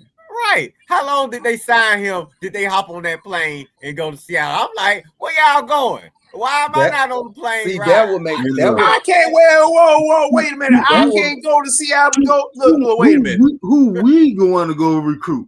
that see. Let me pack Red- a bag. I don't look. No, Man, bro. look You here. stay here. I We get got- the right. Look. He should have called it agent this. Said, wait a minute. What's going on up in Seattle? Get up there and find out. Hey, hold up. That's to throw the dogs off the scent. I took that helicopter ride to throw the dogs off the scent. And I'm pretty sure that's what Terry and Raheem probably said to me, which pissed me off because y'all tried my ass. No, look here. Yeah, look. Had he gotten his first check yet? When we Probably took that didn't. helicopter ride, did he get his first check then? He He might probably have Because got it's paid on guaranteed Saturday. money. Oh, Huh? yeah, Got he paid on got that. Saturday, didn't he? Yeah, he got that money when he signed the dotted line. That why Oh, well, hey, bruh. What the problem is? What the Hey. problem is? Hey, a check doesn't erase a lie. I'll say that much. No, but it made that. What lie was told? I didn't tell you I wasn't going to look for no quarterback. Big I enough didn't to- tell you big that. enough to make it a little bit more palpable. Though. Man, No, it seemed no, like they had wait a all- minute, wait a they minute, had wait a all minute. that playing in I one. didn't tell you I I'll just wasn't say going to this. look for another quarterback. I'll just say this: a check doesn't erase everything. I'll just say that a check doesn't erase everything. Okay. So you were Because- laboring under misconception, sir. So here's what I'm saying: a check doesn't erase everything because if I'm Kirk, I probably feel like I could have got that check at another place. Well, someone Okay. who probably wasn't gonna try to swindle me by giving me the impression that I'm the guy and then go get the guy a month later. You are the guy. But You were the guy. even beyond that, though, Kurt was given every opportunity to be that guy. The whole Penix was not supposed to play this year. That's on Kurt. For 2 years. That's on Kurt. This entire year, Penix was supposed to sit on the bench and be mentored by such a great veteran. That's on Kurt. That's neither here nor there, but that's on Kurt. That really is on Kirk. That really is on Kirk. I Cause mean, they went into the whole. When he first got hurt, He still got some blame in it. he could have missed that first game after the Saints game. We had the bye week, so instead of getting out there getting beat up again, you would have had 2 weeks. You would have said Penix would have just played one game. Nah, You come back after the nah. bye See week. that there you go. Nah, if Penix touched that field and win a game, he wasn't coming back on the field. But look at it this way. Everybody on the panel has agreed that we kept Kurt in too long. So they were trying to show him every opportunity, like you are a guy. Because we all agreed that he stayed in there too long. And that's really the front office saying, like, look, man, you done forced our hand. We done gave you like half the season to play like shit. So we ain't got no trust. And everybody on the panel agreed to that. Yeah, And then we come to find out you told a damn lie. I think if Kirk felt like I was your guy, then I wouldn't be looking over my shoulder at this guy throwing the ball at 29 miles an hour. Oh, what you looking at? What you looking over your shoulder for? How am I supposed to hold on? How if Brett Favre is over here in camp, I'm supposed to not see it? Like I'm supposed to ignore it? Oh, long as you holding up your end of the bargain, you don't have nothing to worry about. Okay, because he was supposed to sit for 2 years, but they didn't tell Penix that either. What was the NFL rule? You don't lose your job to injury. Now, no, that was not. That's a falsehood. Yeah, because that's how Tom Brady got started. Exactly. Because he knew the Phillip Rivers got started. And he knew that if he sat down, it was a wrap. He knew it was a wrap. He saw Brett Favre. He saw Brett Favre over there. All this 2 year would have been a wrap. That very immediate game after he got hurt. The only way it would have been a wrap is Penix went out there and lit it up for like 320 and like 3 touchdowns. If Mitchell Trubisky is the backup quarterback, Kirk probably sits down. Oh yeah, Mitchell Trubisky. Because he knows that he getting his job back. Like I say, it was that plane ride, Kurt. You should have known something was up with that plane ride. Well, okay, I can't. Wait a minute. Can't nobody go on the plane now? Can't nobody go on plane? I mean, the team can't fly nowhere. John, you know what you sound like? You know what you sound like? Where the hell y'all going? You sound like me every time I cheated on somebody. You sound like me. Oh, I can't. So you mean to tell me I can't do this? What, that don't mean nothing. That don't prove nothing. Wait a minute. Now, Keely, it depends on what the hell you were damn doing. Bro, all I'm saying is that's how you sound right now. See, dang it. Oh, I can't kiss her? What's wrong with me kissing her? See, I don't know what you were doing, Keely. Oh, just because I smell like perfume, that do not mean I did anything. That was my aunt. Even and that is a viable excuse. I think they're viable. However, how many times did those excuses win? Let me see. For me, once. Well, you think I got out of something one time behind that. Exactly. Man, I don't even want to think about this right here. Y'all got me thinking about. They said Russell Wilson. Right here. They said Russell Wilson linked to the Giants. That makes sense.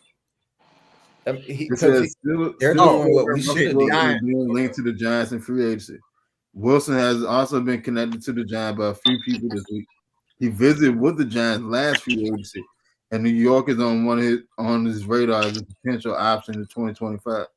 The franchise has number 3 pick in the 2025 draft and could opt to take a quarterback with their selection. But the prospect of signing Wilson and taking a talented player could be intriguing for head coach Brian Daboll and general manager Joe Schoen. You sit there and you tell Russ, say, hey, we have intentions on taking a quarterback within the next 2 drafts.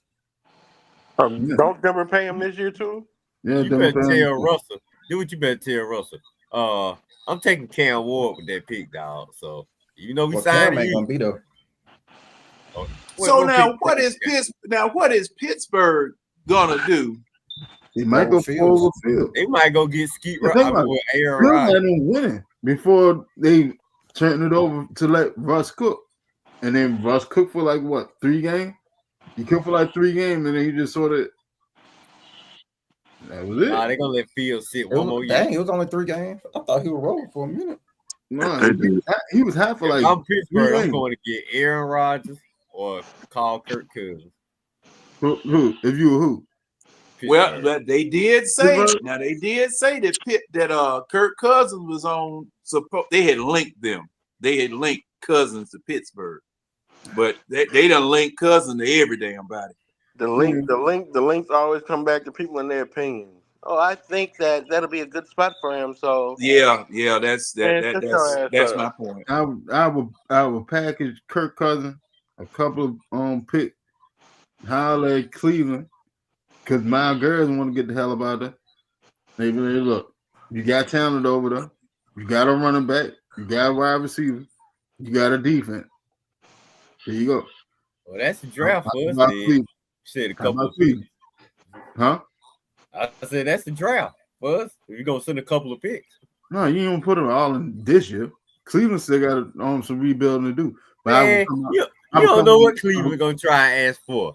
I will come out the first. I will put Kirk Cousins. I will come out the first this year.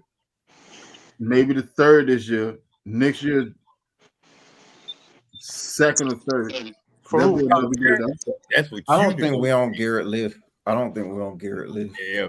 He'll be in Washington. He'll be in Cleveland Washington before he come in. They're gonna try to fleece you. Right. If my girl go to Washington, Cleveland's gonna try to if fleece my you. girl goes to Washington, I put it to you, if my girl go to Washington, 9 times out of 10, the NFC East will have Washington can afford to give up the NFC sold off for the next couple of years. Bro, can you imagine a defensive line with Allen, Payne, and Garrett on the same line? Yeah, that's what I'm saying. They'll be able to compete with Philly now. That's what I said. The NFC East will have the NFC sold up for the next couple of years. And don't they got somebody else on that, another defensive end on that line? Is it not Sweat over in Philly? They had that boy on the other end.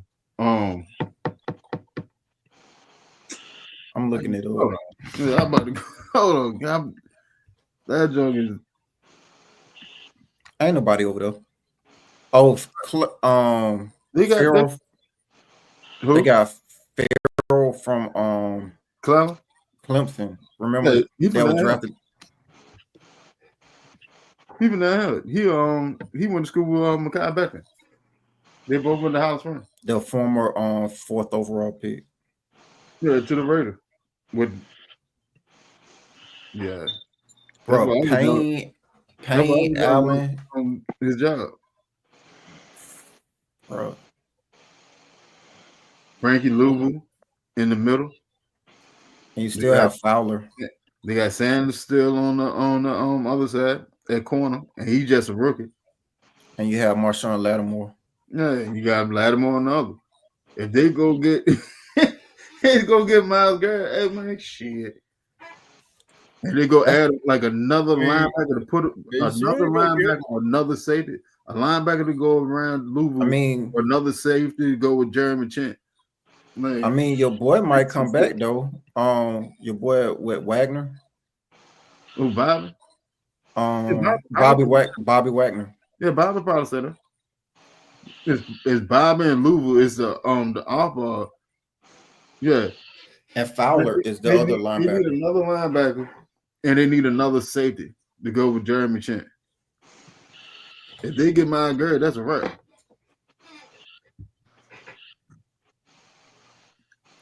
And that, you know what? Now that really brings up, why do we go Falcons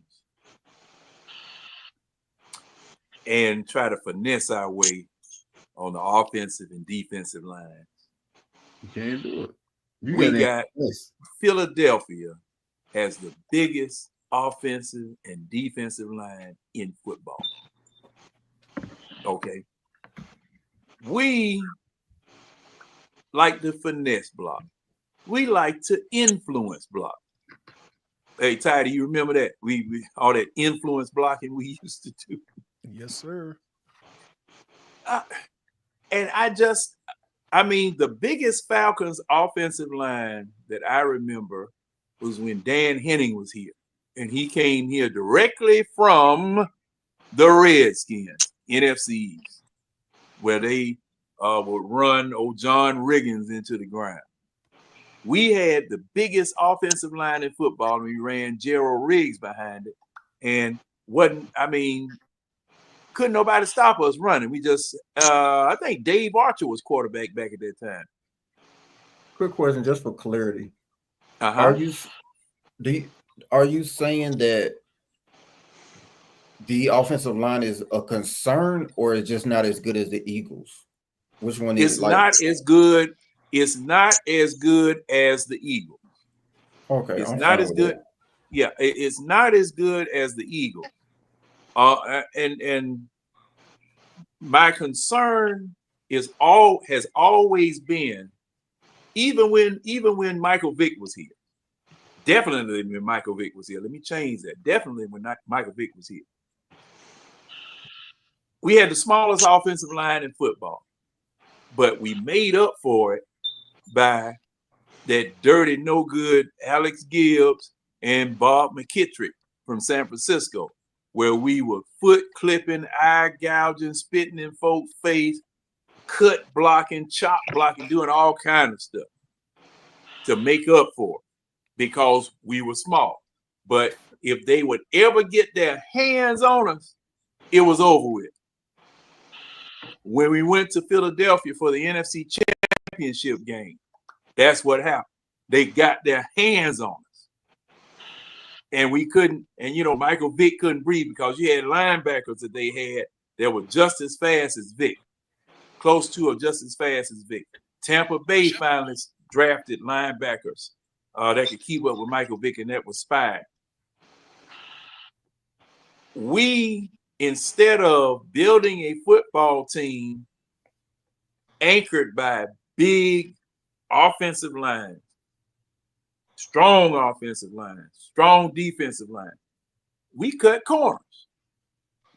Wouldn't draft anybody from the SEC, wouldn't draft anybody from definitely wouldn't draft anybody from Georgia.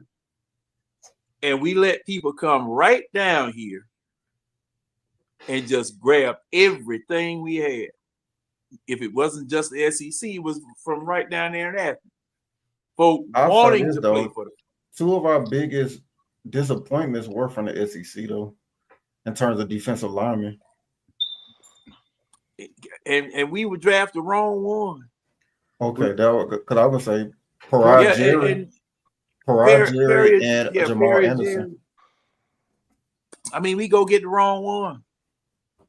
We go get the wrong ones, and that was the scouting department, general manager. I mean, Jamal Anderson that's just been the frustrating thing for me. That really, I'm just ventilating frustration because you had the opportunity. We've had many opportunities over the 50. How many years is it? 58 years of the franchise? Well, 66. Yeah. 66. Oh, 2026 is going to be, man. Mm-hmm. 60 years in 2026. Maybe that would be the year. See, I mean, it's just frustrating. Just frustrating. Everybody else, I'm seeing Falcons on the ground like dead roaches after a running back run through the defensive line. Offensive linemen like turned over cars in the junkyard after their defensive line and crushed our offensive line. Quarterback, limping. Because see, it used to be so bad with Barkowski. He had to have about 3 or 4 knee operations before they got the offensive line right. I mean, oh boy. And at the beginning, the NFL tried to come down here and tell these people what to do. Told them to hire Bobby Beathard as the GM and Parcells as the head coach. Told them straight up, that's who you need to get to start this franchise off. But no, these jokers down here, you're going to go get Norb Hecker as your first hit. Man, we have a legacy in Falcondom, just like the Hawks, just like the Atlanta Hawks. You just go get the wrong people in charge, the wrong players to play for you. Every used car lot. I'm sitting here looking through the Falcons draft history. We made some dumb selections. Yeah, that's what I'm saying. I mean, every used car lot on Glenwood. That's where we went to go get players. Shit. Oh boy. Oh. This shit is rough, man. And see, these youngers don't know. These youngers don't know. They joined the team when Michael Vick came along. They joined the team when Matt Ryan was good and all that. But man, going further back and looking at the franchise, like I tell y'all, it's hard being a Falcon fan. It's just hard being a Falcon. Hey man, fuck all this. Let's just boycott the team, man. Hey. Now you can't boycott the team now. But hey, some got to shake somewhere along the line. So can somebody answer this question for me? I'm trying to figure out what happened. If y'all remember back in like 2001, in 2002 draft, we drafted TJ Duckett. Mm-hmm. What happened to work done the previous year that made us feel like we had to go get TJ Duckett? Do anybody remember? We just wanted to punish. Do you know a specific answer? Or are you asking us for our opinion? What I'm saying is I don't remember what happened in 2001. I'm asking, does anybody remember? I think they were trying to 1,500 yards. I think they were really just trying to get personnel to fit what they want to do with Vic. We had lightning, we ain't had thunder. Don was a slasher. Yeah, they wanted something. He ain't run like Devontae. Wait a minute, that was the first round pick. Don was let me see, 2000. Let me hold on. Cause see, in 18th overall. Hold on now. I think I remember that. Yeah. I might see something that will spur my memory. So TJ Duckett in his first year, he gave us 500 yards. The second year, 779, and the third year, 500 yards. He never crossed 400 ever. What year we got him again, Keelan? 2002 was his rookie year. But what did Dunn do in comparison to Duckett? In 2002, 900 he had in 27. So he outrushed him. Yeah, but I mean, don't they look very similar to what's going on right now? No, I'm what year was Keelan? What year was that now? 2001? No, Duckett was drafted 2002. And I was trying to figure out, like, did they think, like, because I'm looking at work done the year before. I'm trying to figure out, did they think like work done was washed or done or what happened? Because I see that there's 12 games started and he only had 447 yards that year before. That's why I was asking y'all, did something happen to him? Or remember, I don't remember that year. What happened? I remember they started to phase him out and focus on the All-Star, if my memory serves me correctly. All-Star? Yeah. We had All-Star. All-Star down in Tampa Bay is a fullback. Before over here, they was together over in Tampa.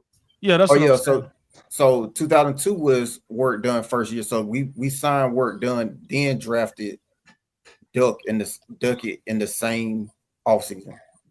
Now, like I said, don't that sound very similar? Yeah, dude. We had Tyler Algier, but first round pick with a running back. All right. Then let's go to last offseason. Got Kirk Cousins and drafted Penny. But they doubled down in the same offseason. So they signed one in free agency and then drafted Duckett in the draft. Don't that sound familiar? No, it sounds dumb. I really think they were trying to scheme toward Michael Vick. You know what kind of quarterback he was. They knew they had a running quarterback, and they were trying to make the best out of it, which gave us DVD eventually. Yeah, I agree. I don't understand the thought of needing two running backs in that situation because we saw, I guess, I mean, I guess hindsight of 2020, but I don't, because he was very effective with just Dunn. I mean, Dunn gave you, I mean, really good production down the road, all the way through to what, 2006. And the more I think about it, I think they were concerned about the wear and tear on Warrick Dunn, because Warrick Dunn was a very small back. And I also, but my question is, couldn't there have been but I get that, but did it have to be addressed at 18th overall in the draft? Like, you could get somebody to take some care of Dunn in like the third round. I think we might need to look and see what it was in the draft. I got you. Chelsea, let me see just how dumb this was. Let me see. Yes, let us know. Tell us how dumb it was. Because at that time we had the number 5 offense in points and number 8 defense in points, number 14th in yards and number 19th in yards. So, here's what's funny. You know who was available in the second round of that same draft that we took TJ Duckett? Clinton Portis. Yep. And the reason I know that because I watched the interview, and Clinton Portis said he met personally with Arthur Blank, and he told, I'm paraphrasing, but he was telling Blank, hey man, you need to trade up and get me because I'm gonna be that guy. And Clinton Portis said Arthur Blank just laughed in his face. You know who was available in the third round? Who? Brian Westbrook. He ended up going to Philly, right? Mm-hmm. And we took TJ Duckett at 18 with Clinton Portis and Brian Westbrook available in the later round. Well, at least we are consistently dumb. I mean, it was nothing else. Yeah. Najee Davenport was in the 4th. And nothing else, you know what to expect out of the Falcons. That's a shame to say. Verron Haynes was in the field. Verron Haynes out of Georgia. Wait a minute. Yeah, it's almost like shit. We didn't really need Calvin Ridley. We didn't got his ass. We should have went somewhere else with him. Yeah, they doubled down on Matt. I mean, that was I mean, I think the thought process with that was about Sanu, wasn't it? I think the thought was like Sanu was on his way out, I guess. Athletically, I guess. Whoa, wait a minute. We had Dennis Allen here as defensive quality control in 2002.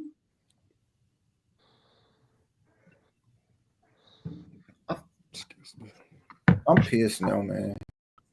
Clinton Portis and Brian Westbrook was there, and we took TJ Duckett after we signed work done in the offseason.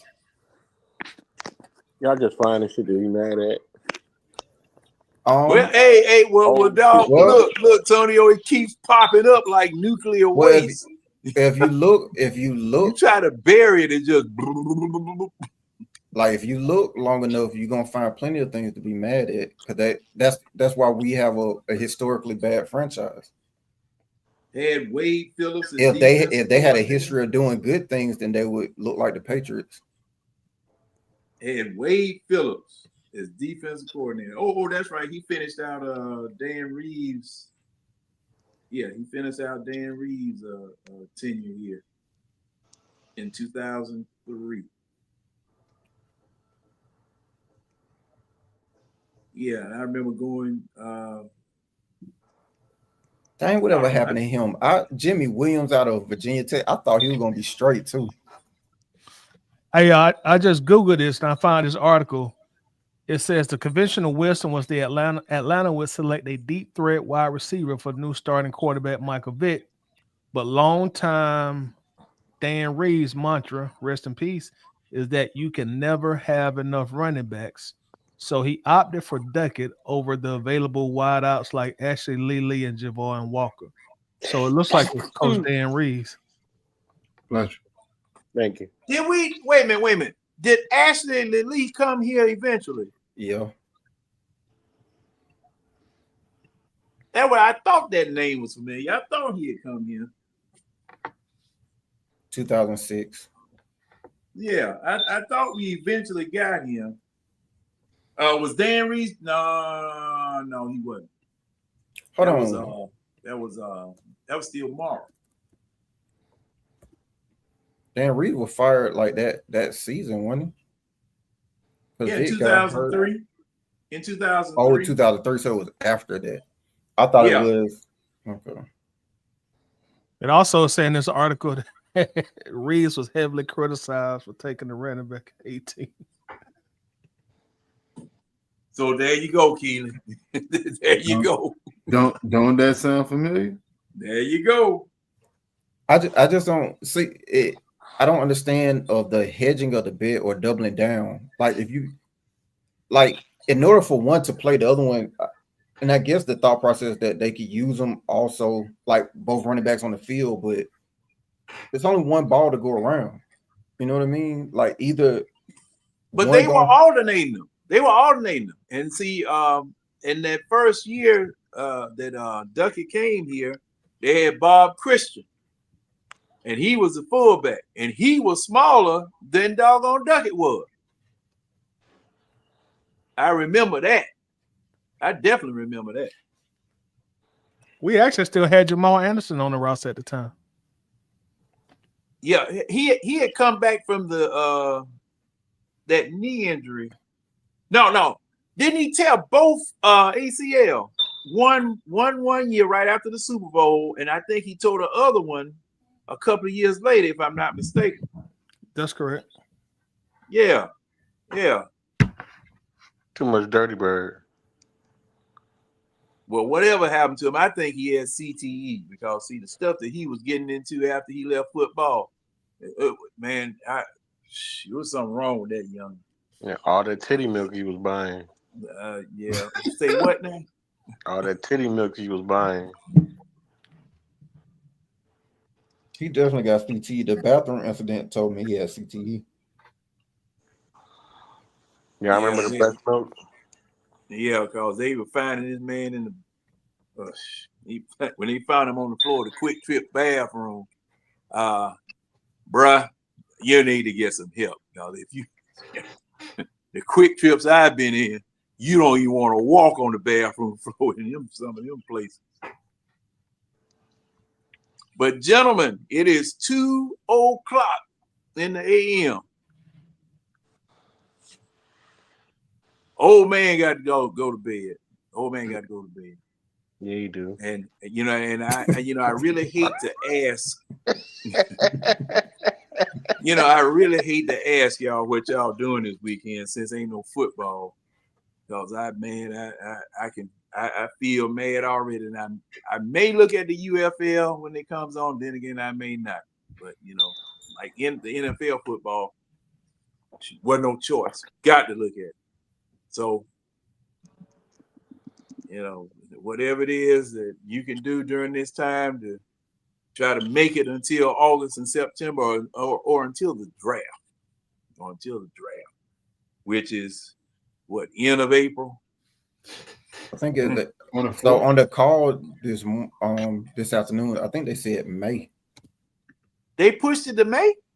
Hold on, I'm telling you what they said on the thing, but they could on the Falcons call today, but they could have had it wrong. No, it's April 24th. Yeah, Okay. I thought that was locked. Thursday, Because April league 24th year is starts March 15th. So, well, then again, that's something that we have to either look forward to or dread, whether the line thief is still going to be here. Swipe of the Fox. Don't worry, you're gonna get a wide receiver out of Wyoming at number 15. No. Yeah, go with the bullshit. Time to go. Good night. Night. Don't worry, it's coming. Yeah. We're gonna get another tight end to help Pitt's block. You're gonna draft the quarterback. We're gonna get a blocking tight end at 15. Yeah, we're gonna get a blocking tight end to do the job for Pitt. Trade up. We're gonna get you cool replacement at 15. Yeah, we're gonna get a kicker at 15. Jackson Dart, baby. Oh, Lord, Lord, yeah, if While Terry Cooper still at while it, we sitting here I don't think joking, they'll let Terry out the boardroom. while we sitting here laughing, if they go ahead and pull a TJ Duckett and draft the running back to pair with Bijan, ooh, that's probably the worst case scenario. That'll be it. You see the camera cut off in the war room. He was like, "Oh, we done lost signal with the Atlanta Falcon war room. We'll get back to him as soon as possible." So, Tonio, if they draft a running back to pair with Bijan, would I be allowed to complain at that point? You can complain about any damn thing you want to. What I look like, a complaint board? Yeah. That's why I asked. I thought you were the complaint board. Yeah, they can draft whoever the hell they want to. You see what I said last year? I said it. I said, now watch. They're going to draft the quarterback at 8, and if they do, I'm going to jump my ass in this pool. Ain't that what I said? You're a man of your word, Tonio. You're a man of your word. And that's just what the hell they did. Drafted a damn quarterback at 8. So what plans you got this weekend, Antonio? I ain't got no plans this weekend.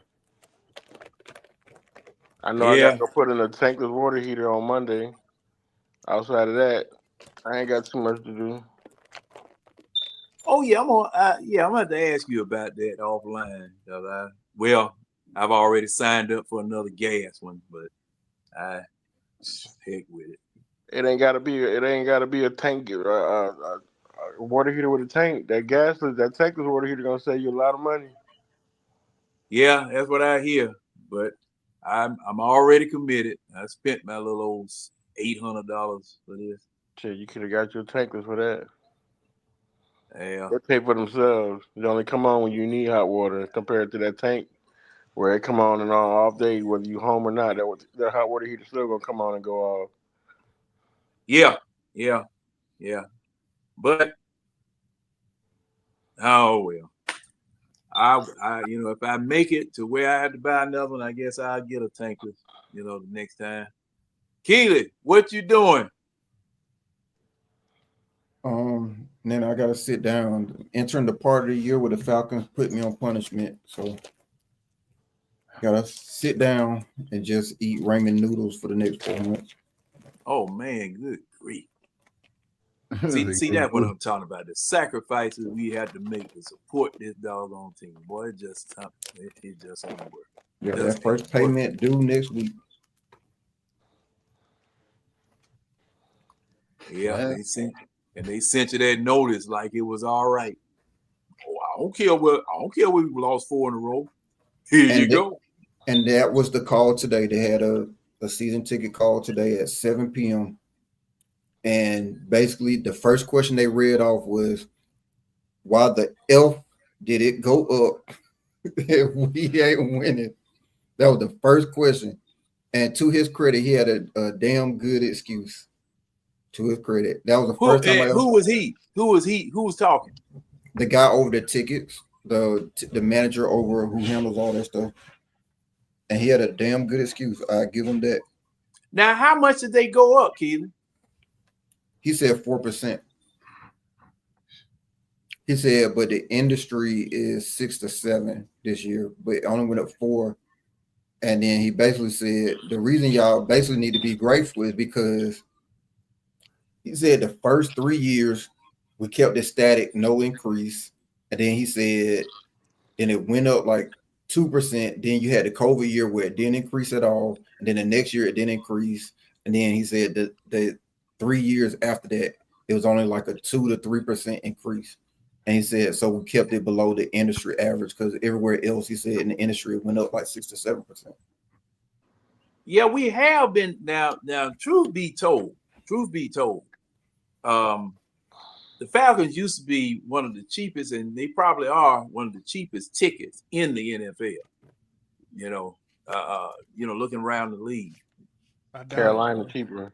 But the to his point, which is a very good point, and one of the points that I also made was that they look at the secondary ticket sales. So when the season ticket members go ahead and sell on Ticketmaster, they see the money that is being made. So they see that. So, like, for example, that first year in the dome, the new stadium, 2017, when the Cowboys came, like them Cowboys tickets in my section were going for like $600-700. This year, when the Cowboys came, them tickets in the same section were going for like $1,200. So they see that profit. So they're like, we see what y'all selling them for. We see how much y'all making. So therefore, we gotta raise it a little bit. Oh, so they counting in your pocket. Yeah, they see what when people list them on Ticketmaster, they see what they're going for. Yeah.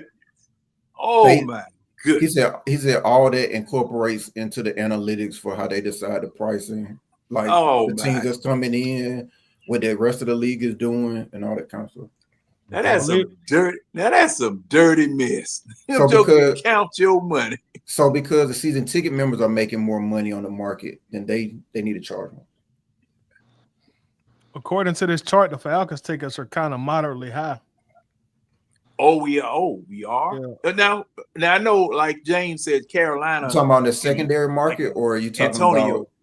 Or are you talking about direct to season ticket members? Why you keep calling my name? It don't. This chart don't specify. Well, you did say something. I'm assuming that probably the secondary market that gets listed on. I was talking about being cheap because I'm pretty sure we've been jacking them. Yeah. Because people want to come visit the stadium. This came from SeatGeek, so yeah, you're right. This would be secondary market. Yeah, that's because of us, and that's what they're looking at. Like, y'all making a killing, huh? Okay. Used to be you could sell a doggone ticket and nobody wouldn't know but you and the person you sold the ticket to. Now these jokers just all in your doggone, all up in your business. Right. Why y'all up in my mix? Electronic, so they can sit there and see the shit move. Yeah. Well, the thing is, it goes through, like, so in the app, in the Falcons app, they have a deal with Ticketmaster. So everything, when you're moving tickets between people, like transferring them and all that, it's all going through Ticketmaster through the Falcons. Yeah. So they see all the Ticketmaster transactions. Every move. Yeah. Man, oh man, can't. Some of the lowest Red, on the you Cardinals. Go ahead, John. What were you saying there, Tidy? No, I was just going over this chart, but go ahead. My bad. No. Go with that chart. Because nobody want to go to Arizona to watch them play. Like, that stadium is really rinky-dink, honestly. Yeah, they are among the league lowest. Arizona, Carolina, surprisingly, Dallas Cowboys, Indianapolis Colts, Jacksonville, cities New that Orleans, nobody want to go to except for Dallas, Tampa Bay, and Washington kind of low too. So they are below us. Yeah, they way below us. The Falcons are kind of moderately high, believe it or not. Looking at this chart, we're kind of moderately high. We kind of like a second tier according to this chart, man. Our tickets are not cheap according to this chart. So it's kind of like this. Like, Atlanta is a destination. So like how when we look at the schedule and we like, oh, that Vegas game, the LA game, like other teams are looking at Atlanta and they're saying like nobody. Like, I don't think anybody signed up like, oh, I'm going to go to that Tennessee game or that Jacksonville game or that Arizona game. But people look at Atlanta as a destination. Yeah, like a little mini vacation. Yeah. Denver Broncos is the highest. I can see Denver? that. Yep. I can see that. Okay. Denver followed by, surprisingly, Detroit is high. Kansas City is high. Well, we know why Kansas City though.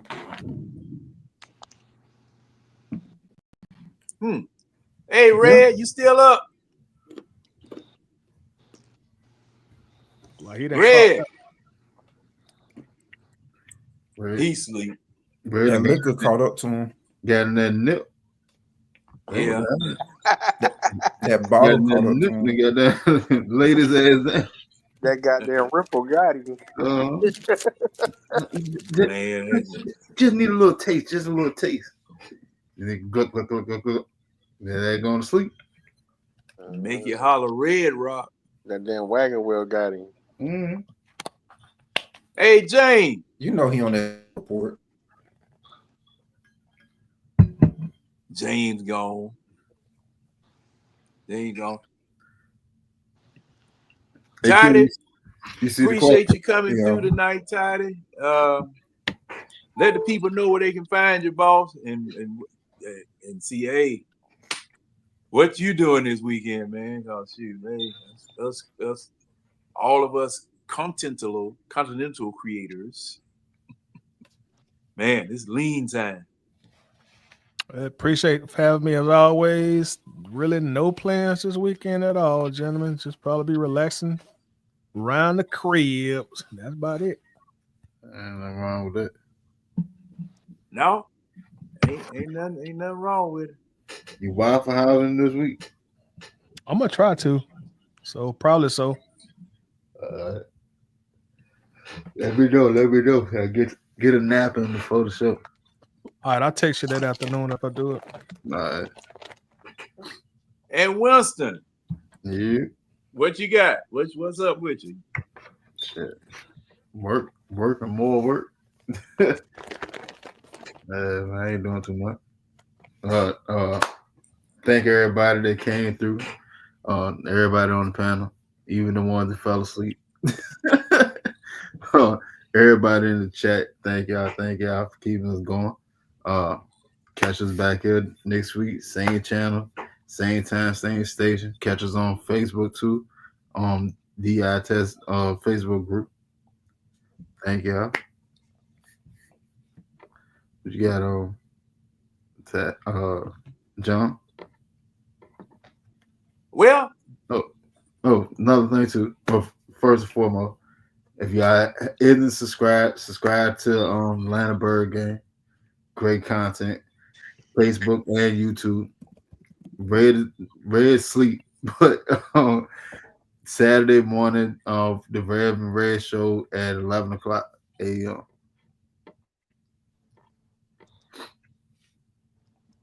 Yeah, he'll have his mic on. You won't hear him sleeping Saturday morning. And I believe that's why his mic is off, because he's sawing wood. Oh boy. But ladies and gentlemen, as always, we thank you for tuning in. For everybody who was in the comments, like 3 Dirty and MW the Franchise Player, Ron Adams, Smart Ride. Let me scroll on through here. Brian Cornelius. And it was Millie Mills. Millie Mills might be asleep too. And James and everybody. See, Red was doing all that damn talking. That was Red ass snowing early, trying to put it off on me. Yeah, probably would. No. But gentlemen, be careful out there. Have a good weekend and a good week, and we will see you next week on the Eye Test. That fuck 'em up. Bye-bye. Really, who played that shit?